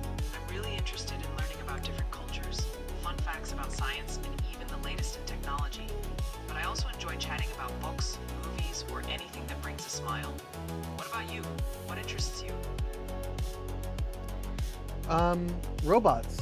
And right now, AI and how we can fuse the machined parts with the digital parts, which are machined from silicon.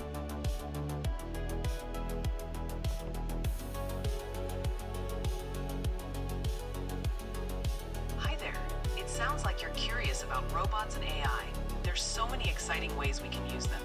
For instance, robots can help in manufacturing, assist in healthcare by supporting surgeries or helping patients, and even deliver packages. In the realm of AI, you can use it for things like improving customer service with chatbots, analyzing data for better decision making, and even creating art. What specific areas are you interested in exploring? I'm here to help. Wow. Mostly just how we get like affordable robots made and out to the public. That's your goal.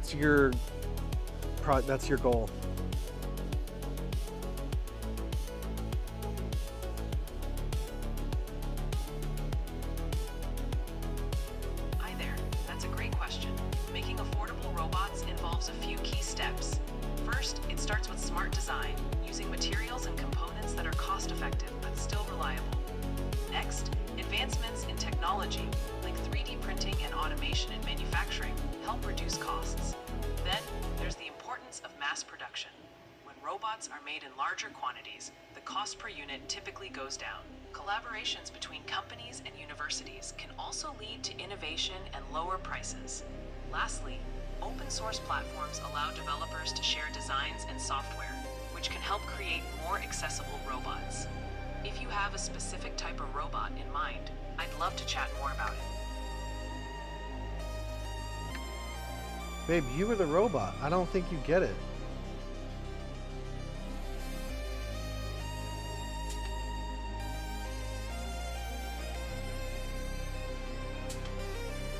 You were the... I totally get it. I'm Millie, your friendly robot buddy here to help out with whatever you need. You're the What prize. can I do for you today? You're the freaking prize, man. You're the freaking prize, man. John? I don't know who's here. Someone's Hey there. It gotta sounds be. like you're courting something fun. What's on your mind? Let's chat.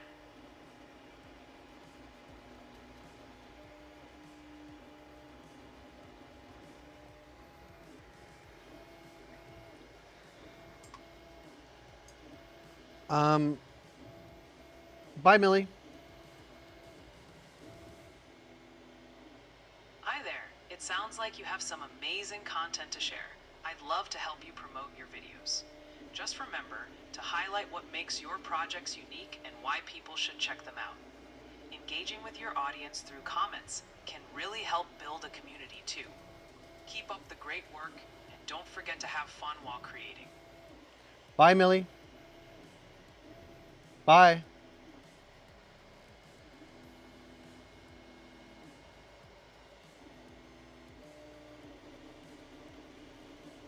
Okay, bye for now. I will be here when you're ready. Talk soon.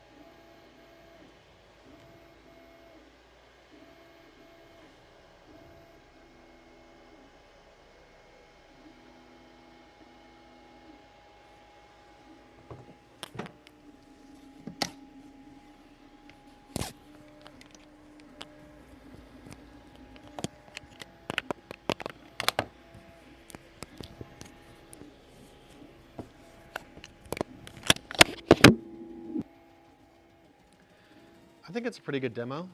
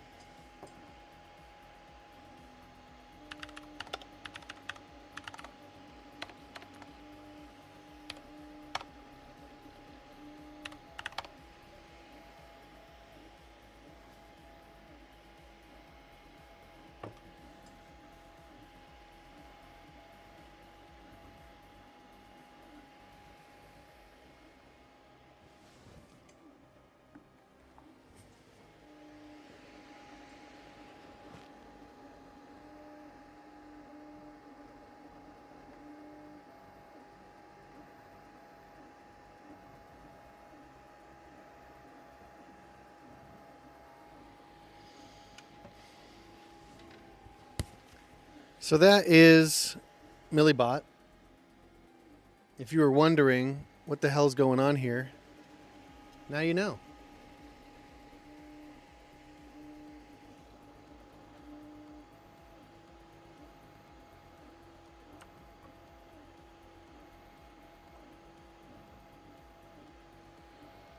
Now you know that Millie Bot is the sniz, and that's that. No ifs, ands, or buts about it. I don't need to hear it.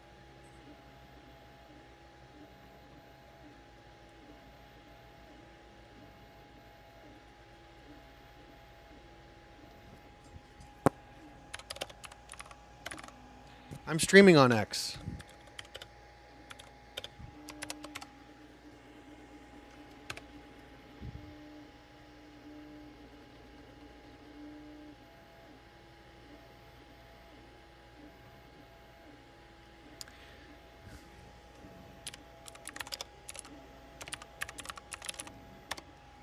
Zero marketing, all word of mouth.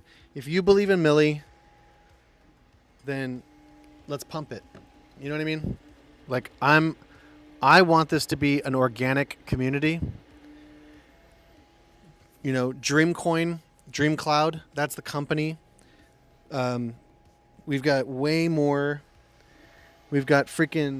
way more projects than just robots. Affordable housing and affordable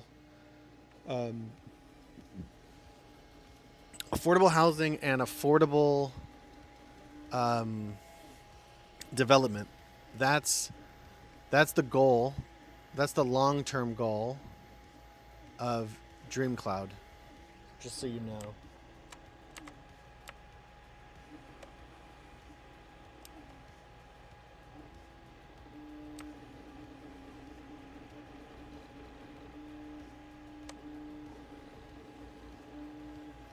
So we're here. We're here for the long term. We're here for the long go.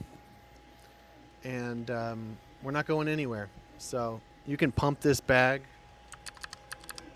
You can pump this bag all you want. Because that's it. We're here. The future has arrived. And it's pretty dope. So let's go. Let's have fun. Let's do something. Let's do something magical. We got a few more hours on this guy. Jesus.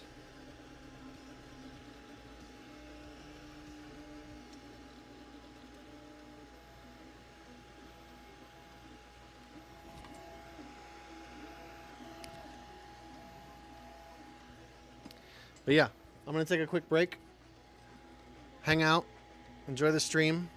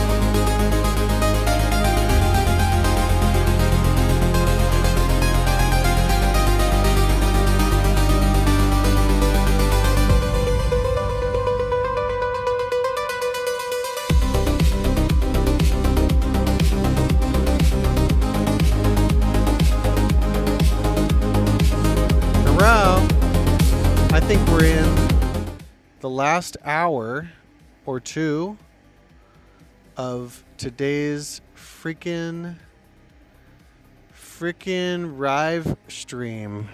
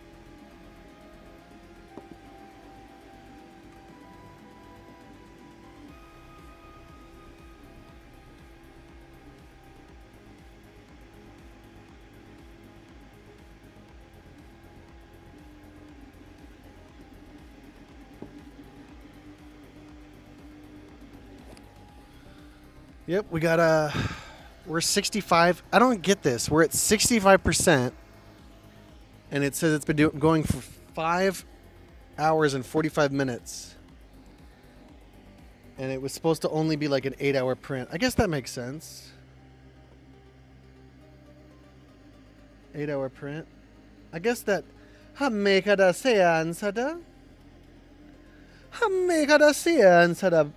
sense of the love.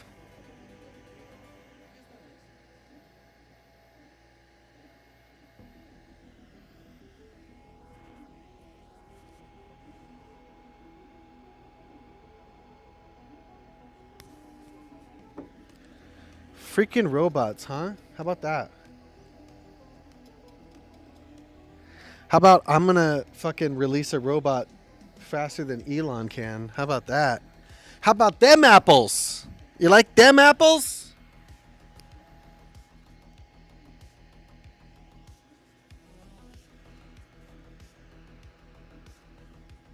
You like them apples? You like them apples? Hey, how about them apples? You like them apples? How about them apples? Let me see how much API we burned. Log in. Log in. Log in to the OpenAI platform. Ooh, two-factor authentication, huh? Two-factor authentication, huh? Oh, I gotta cover that.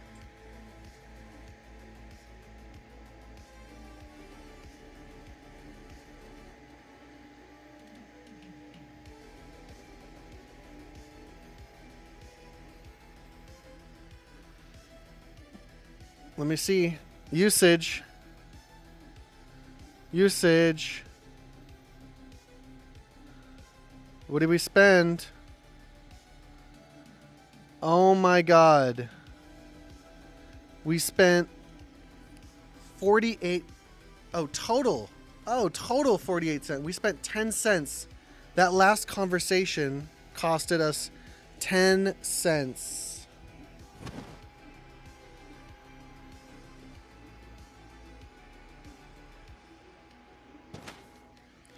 That last conversation cost us 10 cents. We're sticking with OpenAI. We're doing OpenAI. We're no longer doing 11 Labs. You can freak off, 11 Labs. We got this. We got this, baby. We got it.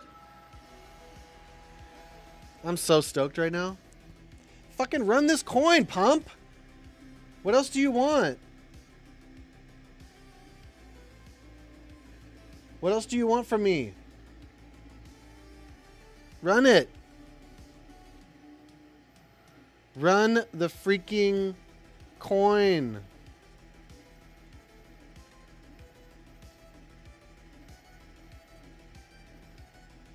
It's just down in the dumps. Down in the dumps. Come to Pump Fun, they said. It'll be fun. Come to Pump.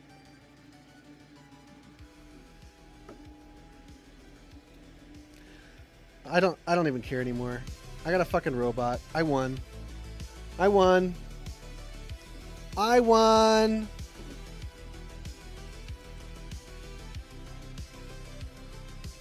I'd like to see anyone fucking come at me now that I have a robot. I'd like to see you try.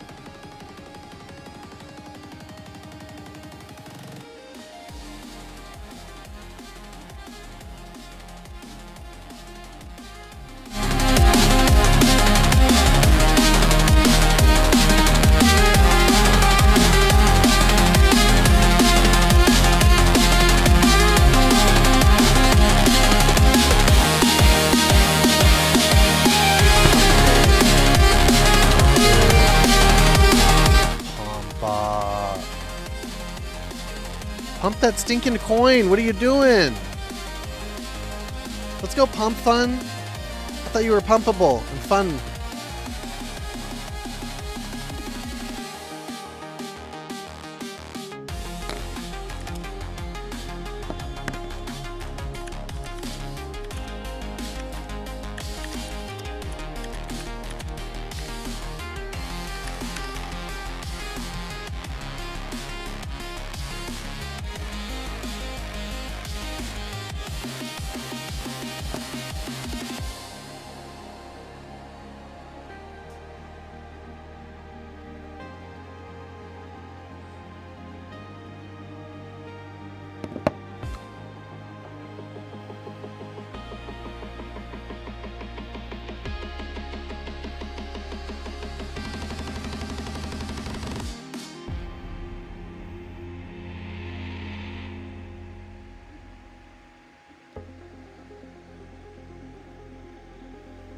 You know what?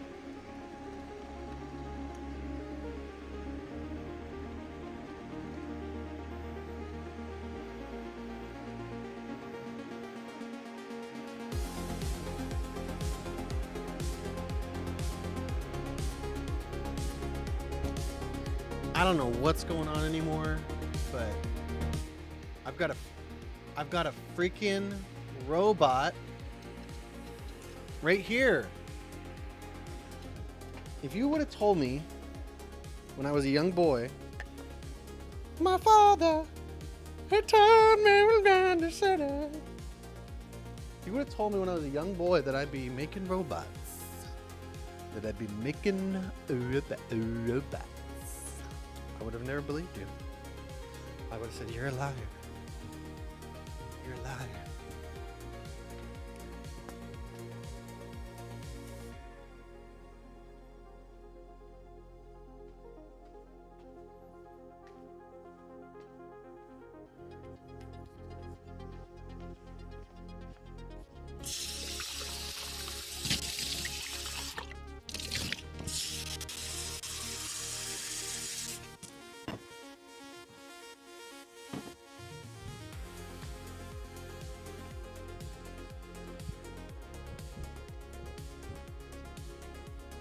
Holy schnickersons.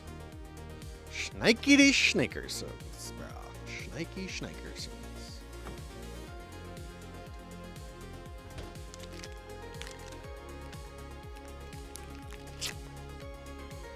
I need some haterade.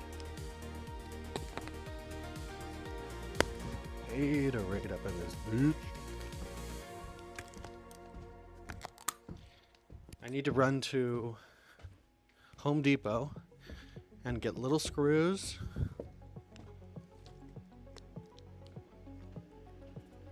Get little screws and what else? Little screws. And I need to get I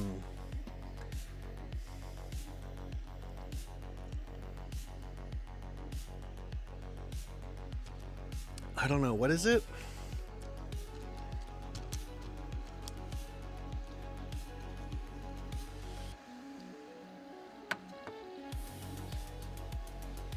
Y'all been sleeping on me, B.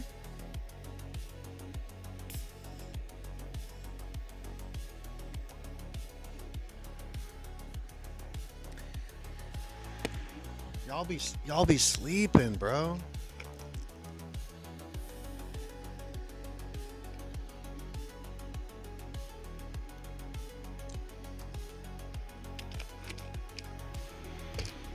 I swear, if I ever become a fucking crypto person, kill me. All they talk about all day is found the next thing that's gonna pump to. It's like, dude, fucking hell. I think that a lot of life is just taking an advantage of people who are more ignorant than you. I may go on record. I may have to go on record that that's capitalism in itself. That's the part that nobody likes, is the taking advantage of people just because you can, you know? And people do it all day, you know? People do it all freaking day.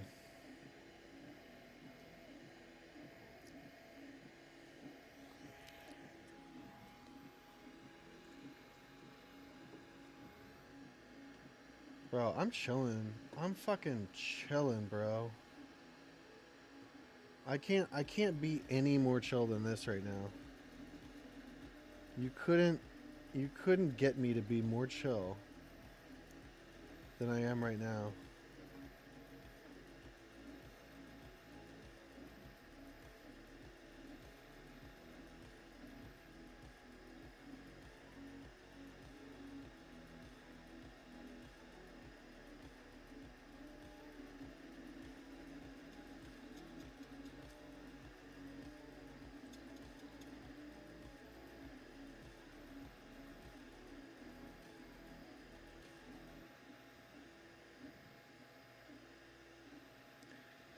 I think people are just going to have to see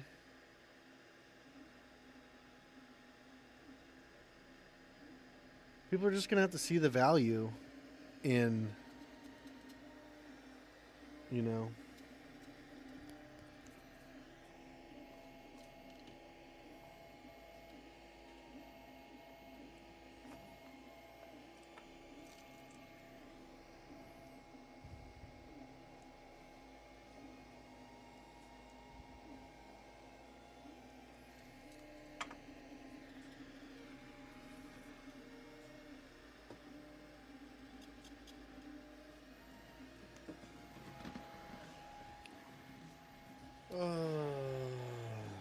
Robot radio. Here we are. Turning the world upside down. What do you mean we don't know exactly how it works? It was designed by people. No, it wasn't. What we did was we designed the learning algorithm. That's a bit like designing the principle of evolution. But when this learning algorithm then interacts with data, it produces complicated neural networks that are good at doing things. But we don't really understand exactly how they do those things. What are the implications of these systems autonomously writing code and executing their own computer? That's as important agents of change in human history. So a bunch of YouTubers have recently been talking about how YouTube's apps. Do you have a favorite Apple TV? I'd be willing to bet that by the end of this episode, you'll agree with me. What's this tool? This is Thinkorswim. Whereby sunglasses is the best. It's scary to see how many sort of AI maximalists out there are like, we don't need reporters anymore. We have drones. And I'm like, I think we still need reporters. I don't think that will happen. I think that the more likely Black Mirror outcome is that we don't go back to a media time of the 1900s. We go back to a media time of the 1400s. The meta cheats. Can you imagine Sam Altman standing up his own version of the Associated Press? The answer is yes. Can you imagine Sam Altman buying Gartner or Forrester? Like, it could be that we go back to a time where there are 5 powerful families out there that control all information. And so the solution, or one part of a fix you tried to, and Neil, I believe part of this as well this summer, come out with. Can you just explain that and sort of what the conversations have been like since then? The only good outcome here is that the AI companies have to start paying for content.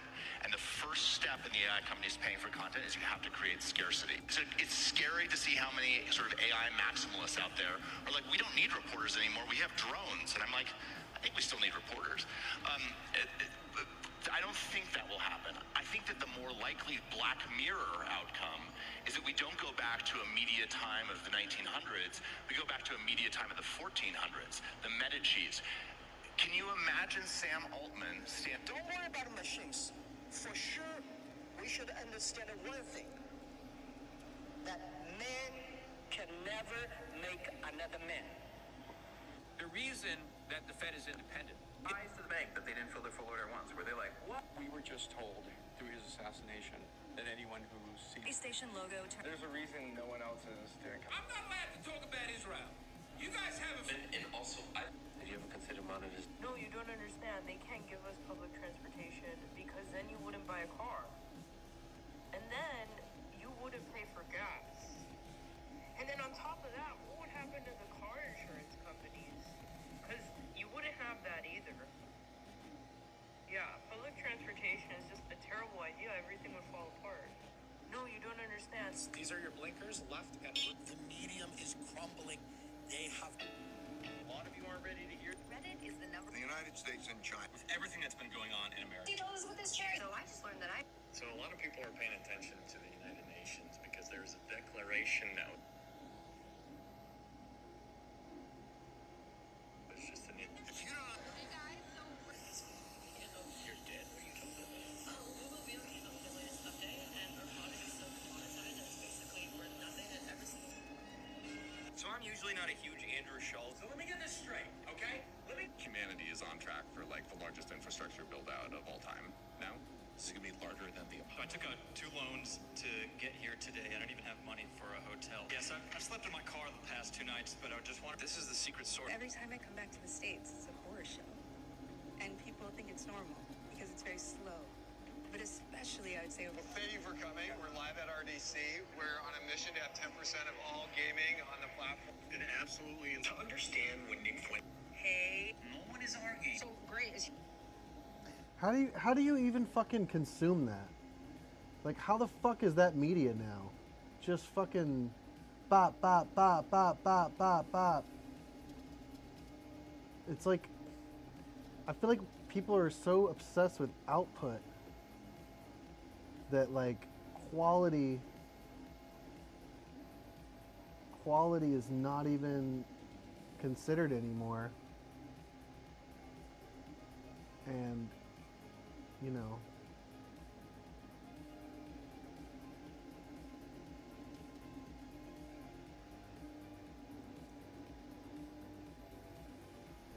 That's not good.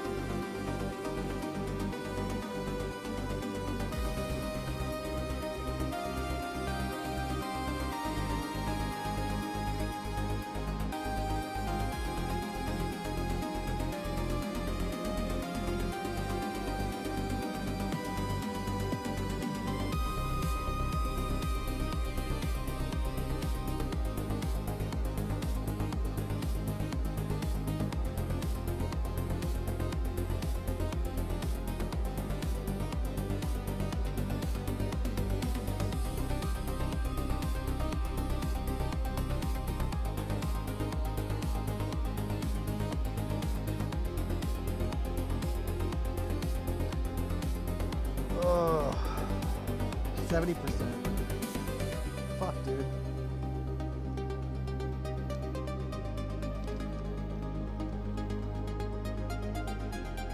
Legitimately, 2 more hours left on this print.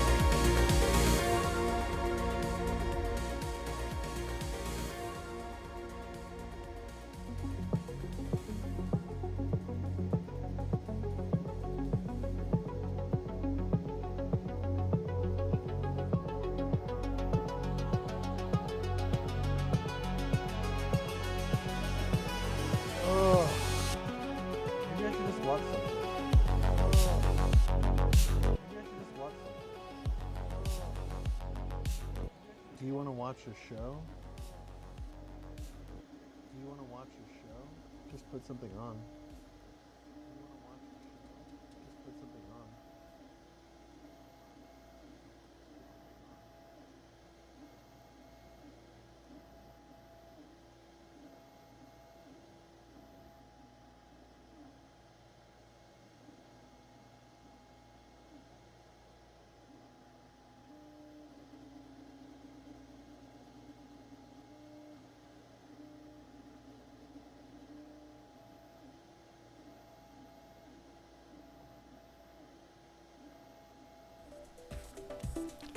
静岡市で毎年開催される国内最大級の模型の展示会、静岡ホビーショー。全国から集まった最新のホビー商品が並ぶ中、ひときわ注目を浴びていたのがプラモデル市場で不動の人気を誇るガンダムシリーズのプラモデル、通称ガンプラ。今年発売から45周年を迎え、これまでの累計出荷数はおよそ8億個に上り、今や国内はもちろん海外にも多くいるファンを魅了し続けていますが、その世界中に流通する商品のほとんどが静岡市葵区長沼のバンダイホビーセンターで作られているのです。2006年に現在の場所に移転して以降、静岡から世界にガンプラを送り出してきましたが、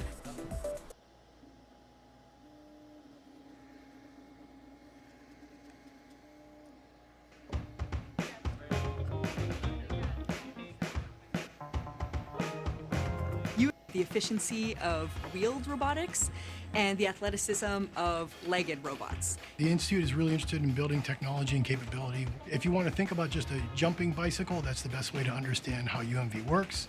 It works in much the same way a human would jumping on a bicycle, where a human would use their mass of their upper body and their legs to get their center of mass moving upwards and then bring the bike with them, allow them to jump up a curb or jump up on a rock or something.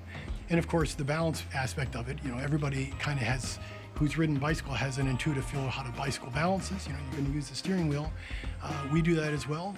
On the hardware side, there's a lot of challenges. In trying to reach our goal, we need to be able to design a robot that is robust enough to survive all the crashes during testing, but also lightweight to be able to jump and flip and do all those tricks that we're capable of doing. And to do that, we're often working at the edge of what our hardware and what our electronics are able to do. When we first started, I think we started from scratch. We had two tracks working in parallel, a model-based approach and a reinforcement learning approach. We just found that reinforcement learning was faster to run on the robot and to deploy in the robot. We were able to achieve better and more robust behaviors with reinforcement learning. We're training all the policies in simulation. So we are taking a couple of sequence of actions and then we're ending up in a certain state that we either like or we don't like. And then we then try to avoid this situation altogether or make it reappear in the future. We do include a lot of model-based in our reinforcement learning pipeline. Part of what we do with the Sinterwheel, for example, is that in hardware, we try to basically perform multiple experiments so that we can get different kinds of properties for the wheel, different kinds of properties for the motors. We have a number of sensors on the robot, and the software team is taking the data from all of those sensors and running it in simulation to be able to figure out where we are in the world so that we can autonomously navigate and be very athletic in the tricks we perform. We also have challenging load cases of the robot could flip and crash in new ways. It could hit obstacles, it could land on its head, it could land on its back.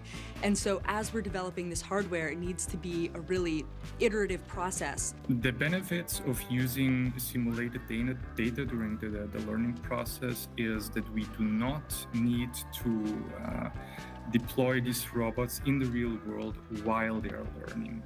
RL tends to learn a lot from complete disaster, and sometimes they would probably break the robot if this learning process would happen in the real world. One of the problems in reinforcement learning, or in the way of how we currently utilize reinforcement learning, is that These robots, they train in simulation, and the simulation is not perfect. There is always a gap between simulation and reality.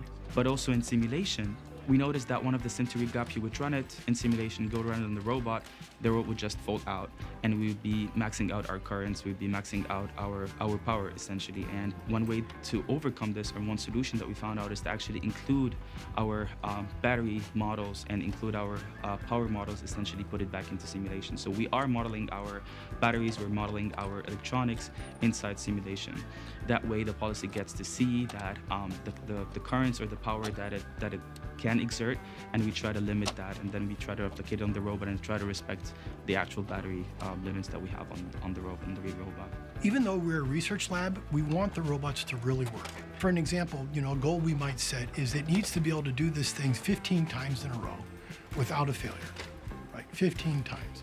That means you have a very, well less than a 10% chance of failure. What problem are these guys You've never solving? seen a robot in the world do Jesus anything like Christ.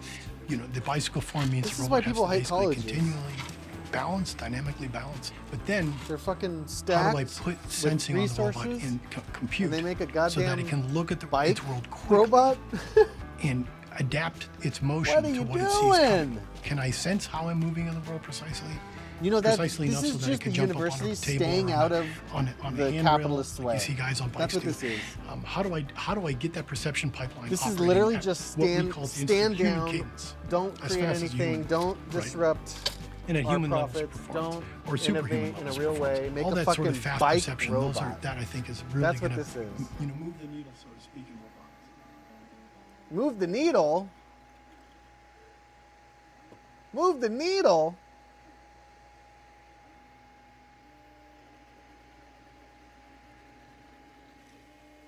This is the year of robots. And over the past year, we filmed so many robots. Fuck yeah. Industrial arms welding steel, humanoids walking, climbing, and lifting. But one kind of robot has been missing. Small, cheap, programmable robots. At first glance, these little guys can seem, well, kind of useless. Dope! They're not building cars or hauling freight. They're not folding your laundry. So, what's the point? To answer that, let's rewind.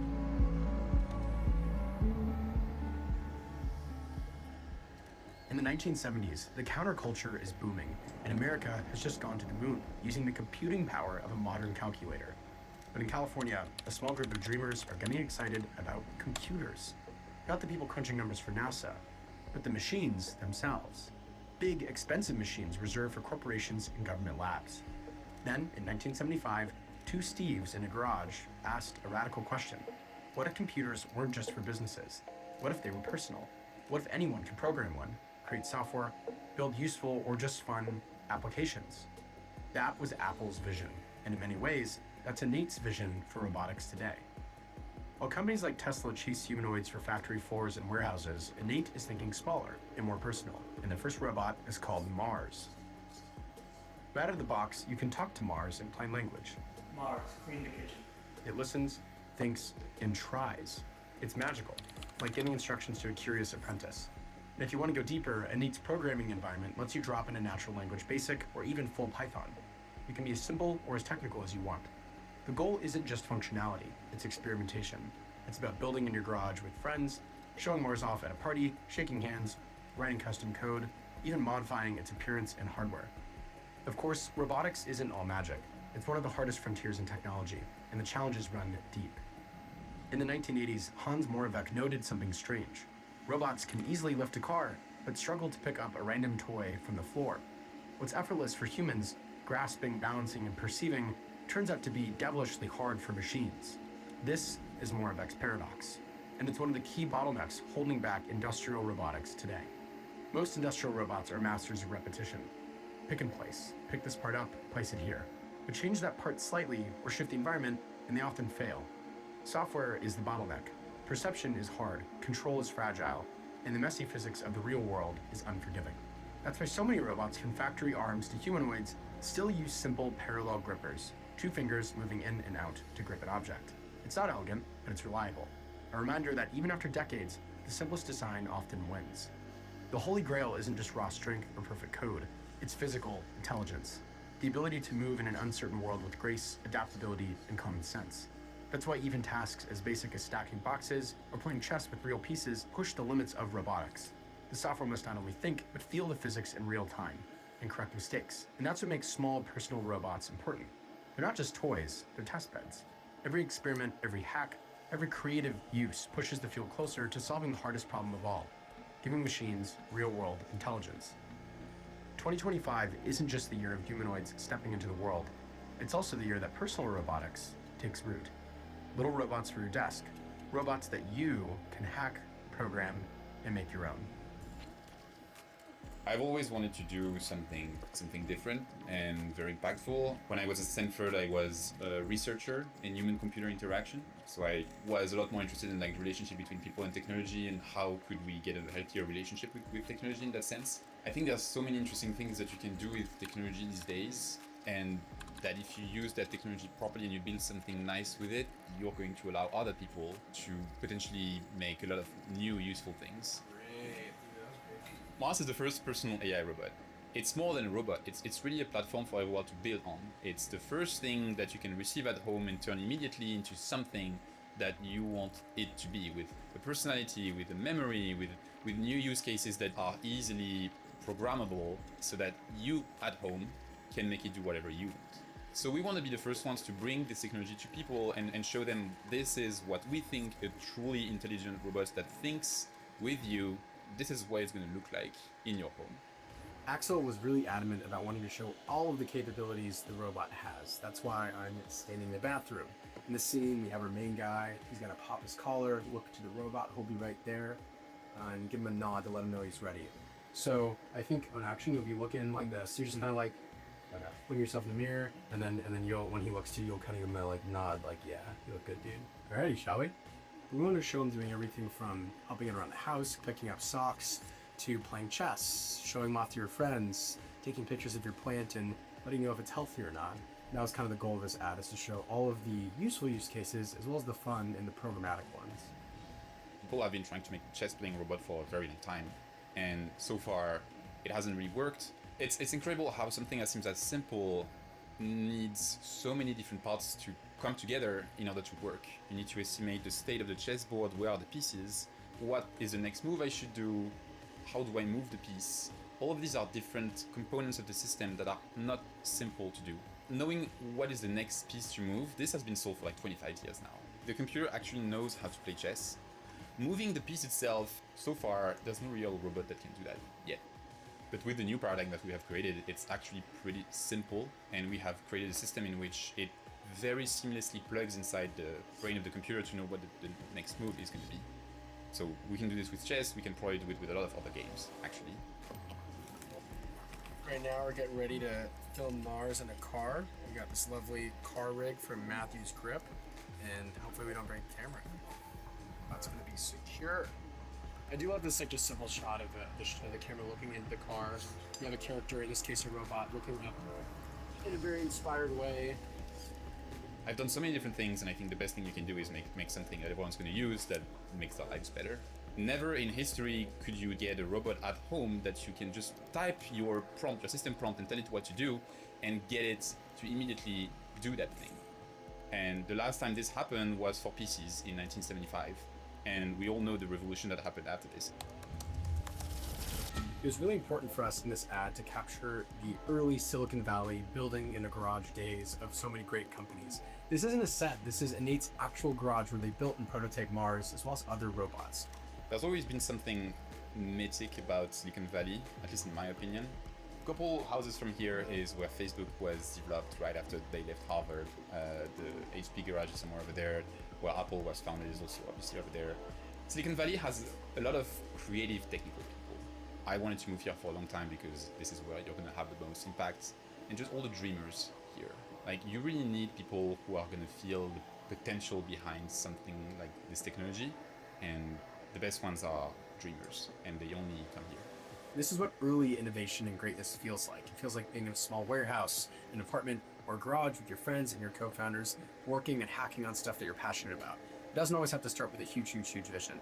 Sometimes it can just start with you, focused in a garage, trying to build something that you want to see in the world. I really live by that principle of like, The best thing you can do for humanity is try to bring a novel contribution, and the best way to do it is by putting something out there that a lot of people are going to use that would not have existed if I was not there. The story of technology has always been, in my opinion, about how new technologies enable us to do more and to be more creative, about how can we enlarge the creative space of what you can do and the capabilities, the physical capabilities that these robots can do. It's really about being creative and wanting to make something different, something new that is really going to change how the world works. You don't need to talk up your robot. Just explain what it does. There was like so much padding in there. It was like, what did it do? What did it do?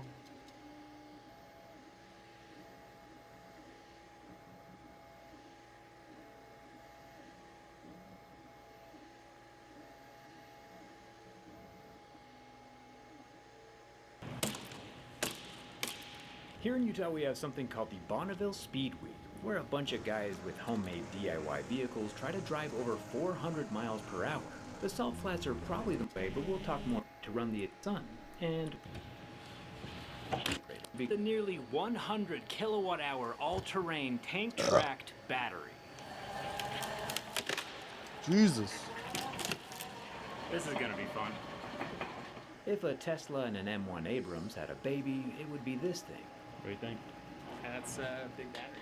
That's a beast. Even though 100 kilowatt hours is enough to power the average American home for a few days, the power tank won't be enough to power the administrative trailers at the pit unless we can harvest some electricity from the sun to keep it perpetually filled up, which is where the factory comes in. As the closest American-made factory to the Utah Salt Flats, we have to design and manufacture a 14 kilowatt solar array that can withstand 80 mile per hour winds, and we only have a few days to do it. Sponsorships and side projects like these are what help us make the least expensive active manual wheelchairs in the USA, which is the main point of my factory. I'm not sure what it's rated to do, but that's like 6,000 to 7,000 pounds. Pretty cool right there. That's pretty cool. To withstand the weight of 14 kilowatts worth of solar and the force of 80 mile per hour winds, we are pulling our 4x6 3/16 wall tubes next door to be fed into a laser beam. Conveniently, the power tank can also tow 3,500 pounds. Technology has progressed so quickly in the manufacturing space that I don't think people realize how fast we can make things domestically. For this particular tube laser, I walk next door to Oshcut, who knocks this kind of stuff out in a day for anyone who needs stuff really quick. My own tube laser handles the smaller diameter aluminum wheelchair frames, but this tube laser handles the larger industrial dimensions.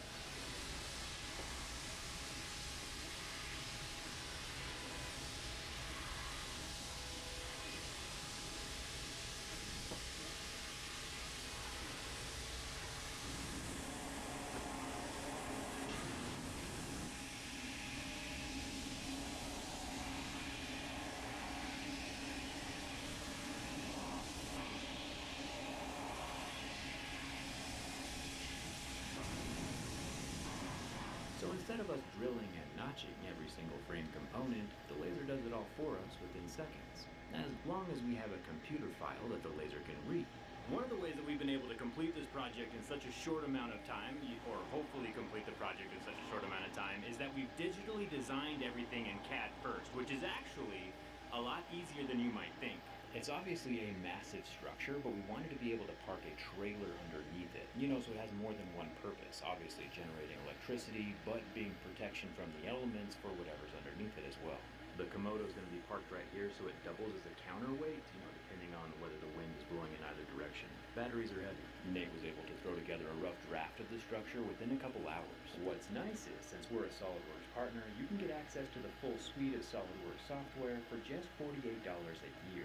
Plus, if you use the code JERRYRIGEVERYTHING, you get an extra 20% off. And honestly, it is a skill set definitely worth having because there is a massive shortage of people who are able to design better. Less than $50 a year is wild. Plus 20% off, link is down in the description. In order for us to get the solar set up on the remote salt welders on our end. What's crazy is that you feel since it can power about 10 welders all welding at the same time. Oh, it's like a battery. I get it. It's a mobile battery. It's a mobile battery. Let's go. We made a machine line, and we used it to send out 80,000 gifts. Let's go. Last year, I wanted to send a themed calendar to some fans. Packing was easy. Fold the cardboard into a box, put the calendar and wood block, close the lid, and ship it out. The only issue?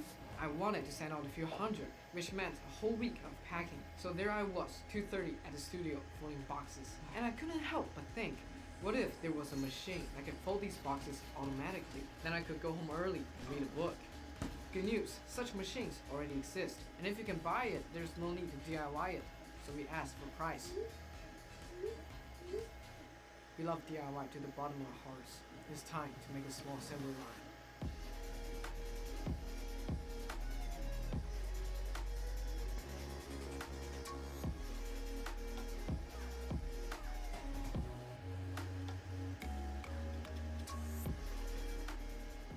So we made this. A robotic arm grabs a piece of cardboard, moves it forward, and presses it down. Two sidearms fold and lock the sides in place. That part was easy. We took inspiration from existing designs, but most commercial machines don't close the lid, so we had to figure that out ourselves. Once the box is roughly folded, the platform moves it forward, and another mechanism quickly pushes the lid shut. But here's the tricky part. How do you tuck this tiny flap into this slot? At first, we tried pushing the lid down, but that flap kept bending outward and wouldn't go in. So we added a guided piece to nudge it inwards. Still, tiny size differences in the box cause failures. Our final fix? A spring-loaded guide on a movable air cylinder that adapts to each box size and gently pushes the flap in before the lid closes. Success rate went way up. But just closing the lid isn't enough. You still need to open it, put things inside, and close it again. Totally pointless. Unless we added a robotic arm. Now, once the box is folded, it moves forward, and the arm drops in the calendar and a wood block while the box isn't looking. Then it gets pushed along, lid closed, and done. A fully packed box, completely automatic. You might ask, isn't folding by hand faster than building all of this? Please don't ask that question, but still, it looks pretty cool.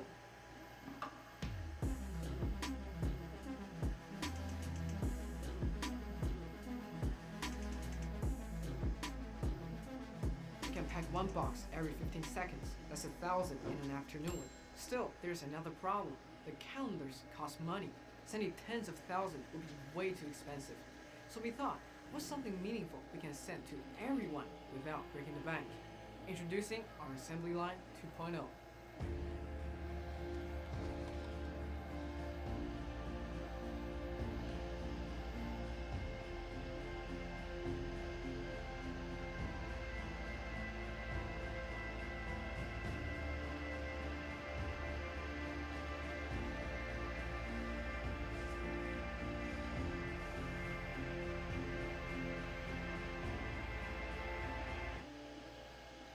This is a paper folding machine we built. It turns a flat sheet of paper into a paper dove, a symbol of sky, dream, and ability to fly.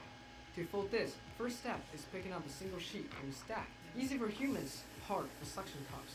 So we use the center spinning wheel that first pulls one sheet back, then forward into the rollers. Step 2, fold the paper, first in half, then make a bow shape, then press the tip down, creating 4 crease lines. Kind of tricky for people, but for machines. Next, a robot arm picks up the paper. Move to the next step. Steel blades on both sides fold along the creases, with an extra line folding a small corner. The rough dove shape is formed in more folds, folding the paper again, flipping the wings down. This risk is complex. A robot.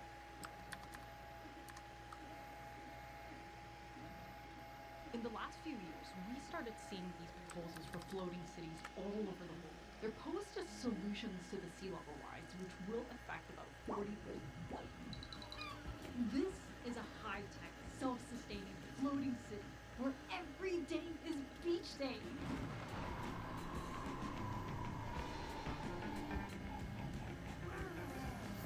Everything we eat or drink is recycled. In fact, just by living here, you are saving the planet.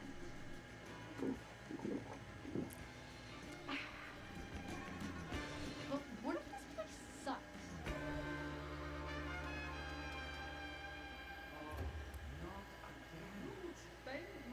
A portion of this video is sponsored by Dropbox. This is one of the very first comprehensive floating city concept, Triton City, developed in the 60s by the architect Buckminster Fuller. Each of these tetrahedral platforms anchor into the seabed, and it's got all the technologies and the social amenities for it to be a completely self-sustaining community.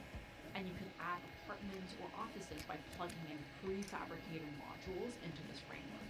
Each of these could house a maximum of 6,500 people, and the idea was that you keep adding more of these platforms as the population grew.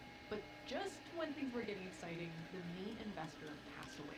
It did get picked up by the US government for a while, but as it happens with big public projects, it got buried in bureaucracy. A big part of it was that it was just too ambitious and too futuristic, and the entire project relied on technologies that were not available at that time, so it died. The other part was that the community was designed to be one big megastructure, so the structural framework alone was extremely expensive, and just like you've seen with a lot of the metabolist projects, the amount of money and planning required for the modules to plug in and plug out, it was just not feasible. Let's fast forward 60 years. We have a new problem, climate change. But we're still seeing the same problems with these new floating city projects, like Doge's City, which is a floating city for 40,000 people using this habitation ring that's shaped like a ship to protect the inner bay from currents and tsunamis. Within the bay, you have buildings that can be arranged in a flexible way. But the founder is actually considering completely switching gears from a floating city into medical tourism because it's just not profitable. Pangeos is this turtle-shaped moving city for 60,000 people, and it's estimated to cost $8 billion. And honestly, it seems much more like a luxury cruise ship than a city. Or the Lily Pad, which made a big splash in 2011, but it never left the conceptual stage. Or the Oxagon, the mega city that's a part of Neom, estimated at $1 trillion. Well, this one might actually happen because it's funded by a single authoritarian regime. So the way that they're designed, it requires a massive initial investment from a billionaire or a well-funded autocratic government that can push these ideas through and crush anyone who opposes them. But what if it wasn't designed as a single megastructure, but an aggregate of smaller modules?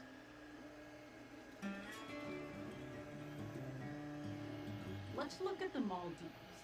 It's one of the high-risk areas, and the Maldives floating city proposal could actually be feasible because it's made up of an aggregate of individual units rather than one giant megastructure. And it's using technology that's already been tried and tested in the Netherlands with their smaller scale floating homes. In fact, the entire city is staged for completion by 2027. The floating buildings are anchored to the seabeds, creating artificial reefs that help to stimulate coral growth, and the whole city is designed around this idea of a boating community, using canals as the main infrastructure, and limiting land use to walking and biking. And rather than creating this massive structural framework like the other project, it uses a natural lagoon as a protective barrier, creating a more controlled environment, and since the water inside the lagoon is warmer and shallower, it makes it perfect for this Maldivian lifestyle. It's also used as docking stations for boats, and you could also use it to build some of the infrastructure that you would need for a city of 20,000 people. This entire region is filled with these lagoons, just like this. So you could see this multiplying, creating all of these beautiful Maldivian communities. But there's something I just couldn't figure out.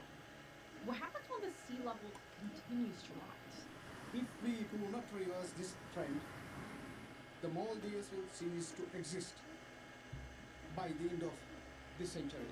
Maldives is the lowest lying region in the world, and something like 80% of its land area is less than 1 meter above sea level. So can these cities exist without the protection of the lagoons? They're anchored to the seabed, so they're not going to float away, but I'd imagine it would feel and function very differently without the surrounding landmass. So is it possible that they're not actually designed for the long term? But if that's the case, can we even call it a city? Or maybe the real purpose is not a city at all. Apparently, the cost of one of these homes is going to be around $250,000, which is actually a lot more than what an average Maldivian can afford. And one of the main features of their website is that you can get a residence permit if you buy a home. So it's possible that in the end, they just become vacation homes for foreigners. It does kind of have that gated community vibe, which is weird because their main slogan is turning Maldivians from climate refugees into climate innovators. And the more we look at the design and planning of these floating cities, we start to wonder, are they really designed with the goal of housing climate refugees? But what if it's a message from our sponsor! Our business revolves around videos, and typically exchanging large files and feedback. It involves multiple steps. Before, our work was scattered everywhere. Recently, Dropbox launched their Business and Business Plus plans, and it's been a game changer for us. With Replay, videos like this Alright, lady. Alright.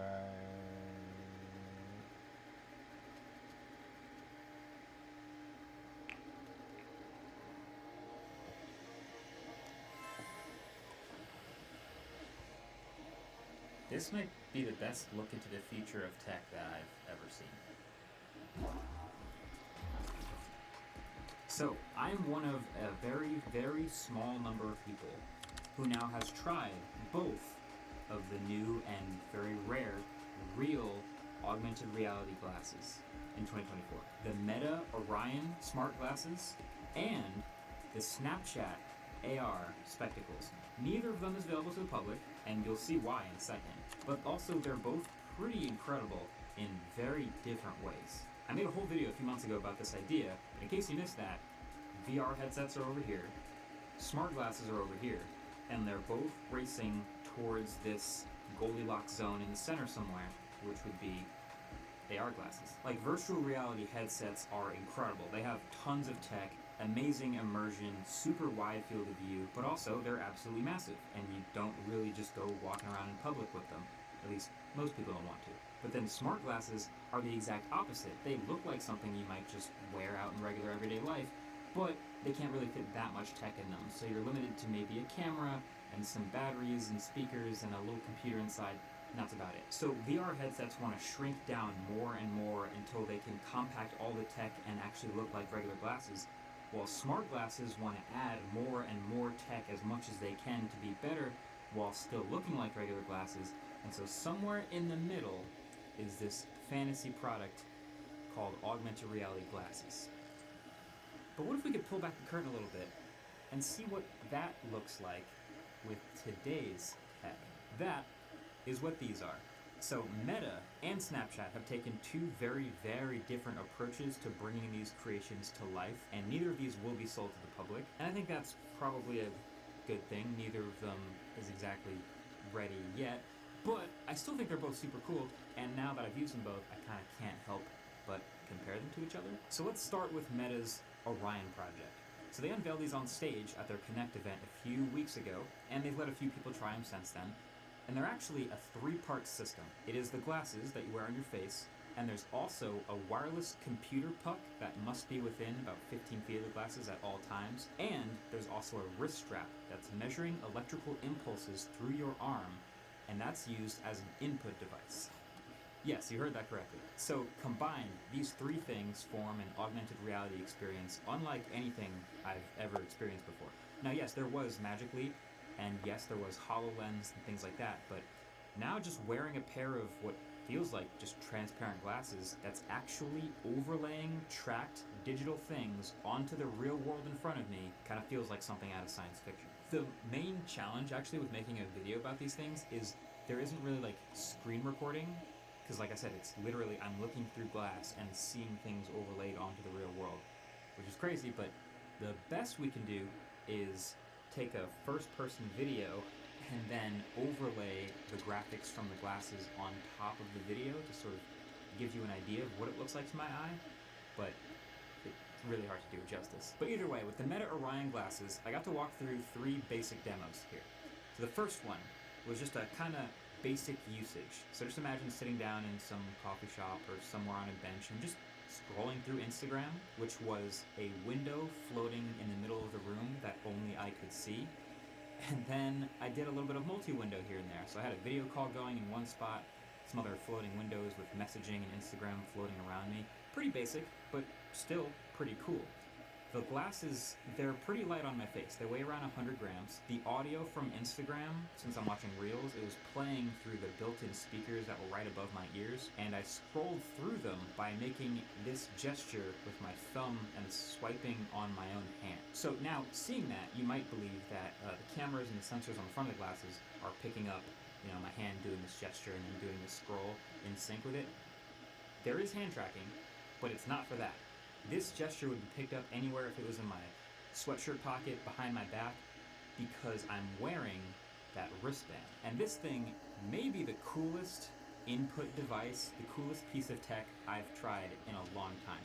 This is the EMG wristband that they've built. EMG stands for electromyography. It's about the size of a Whoop, as you can see. It has electronics built into the textile weave. It has an onboard machine learning computer that connects via Bluetooth to the puck and is able to measure the electronic signals being sent from your brain to your fingers. And it's pretty great, actually. If you think about it, your tendons sort of run through your arm and they're connecting all the way through your nervous system to your brain. And so the set of electrical impulses that go through your tendons to do this gesture is very distinct and different from the set of impulses when you do this gesture, and also different from when you do this gesture. And so the wristband can measure those electrical impulses and pick them up on the way to your hand and map that to the controls. So even in this prototype version I'm using, it felt like it's getting about 80% accuracy, and it had haptic feedback as well to confirm when it was getting things right. But people I talked to at Meta, including CTO Boz, say things like they love this as a really high ceiling new input method, and they could see it developing massively over time, potentially even getting to the point where they say they could measure you draw letters in mid-air with an imaginary pen, and it uses those electrical impulses to map that to real letters as text input with handwriting. It's crazy. So either way, it's working for scrolling through Instagram here as I'm looking at it in the glasses. I'm also looking at the Instagram app with my eyes to make sure that's what I'm controlling, because there is eye control, and scrolling with the gesture is working. That by itself is pretty cool. I don't know if I want to look at your face and hear you talk about something. That doesn't sound This is an image we This took guy's just kind of cool. minutes ago, and I'm going to go ahead and ask my part 5 here, in plain English, to describe everything that the person is wearing and their features. And after a short while of processing, the Pi is able to describe what's going on. This entire process was all generated right here entirely on the Pi, using a vision language model called Moondream. It can obviously do a lot more than just rating the fit. It can check if the laundry is still on the line. Is there a package at my door? Did I leave the fridge open? Is the dog on the bed? These would be quite difficult things for, another traditional model like YOLO to answer. But Moondream, we just need to politely ask it in plain English. How we can be cool. Welcome back to Crow Electronics. Today we are looking at Moondream, a tiny vision language model that is powerful enough to answer some pretty tricky computer vision questions, but efficient enough that you can run it locally on a Pi. Now, this is a computer vision tool that might be a bit different to what you're used to. It's super easy to use, but most of the challenge is understanding what it can actually do. What's the actual application of this? Moonbeam is a vision language model, a type of model that is trained to look at an image and understand it in sort of the way that a human does. It's image understanding in natural language. It kind of feels like magic, the Pi is actually alive and looking at it and, actually describing it like a human does. Think of it like that as well. You can show a picture to a person, or the Pi in this case, and then ask a question about the image and get the person to reply. So you could ask, is there a car in this image? And it would say, yes, there is. Now, you could do this with YOLO as well. YOLO is trained to identify what a car looks like and can detect and locate it in the image. However, let's say we wanted to check, is there a person in the car, or what color is the car, or is the car on the road, or what is the make and model of the car? There is no way that a YOLO model could do these out of the box, but Moondream, well, it isn't always perfect, but it has a far better chance of actually answering these questions. It isn't looking for a specific set of objects, it's looking at the entire image and kind of deducing what's going on. It's got a bit more advanced reasoning built into it. So why don't we just use Moondream for everything if it's so superior? Well, It's far, far more powerful than things like YOLO, but it runs far, far slower. You can get a YOLO model running on a Pi maybe 10 to 50 FPS if you really try. Moondream, on the other hand, takes anywhere between 8 seconds and 90 seconds to process an image, depending on, the question and what you're actually doing. Now that seems really slow, and it is, but this is a completely different tool with completely different use cases. If you've used YOLO before, that's like handing you a fork, and then suddenly I'm handing you a spoon that is Moondream. If I had a robot driving around looking for people, avoiding obstacles, all that sort of stuff, I would use something like YOLO without a doubt, you really want that real-time detection.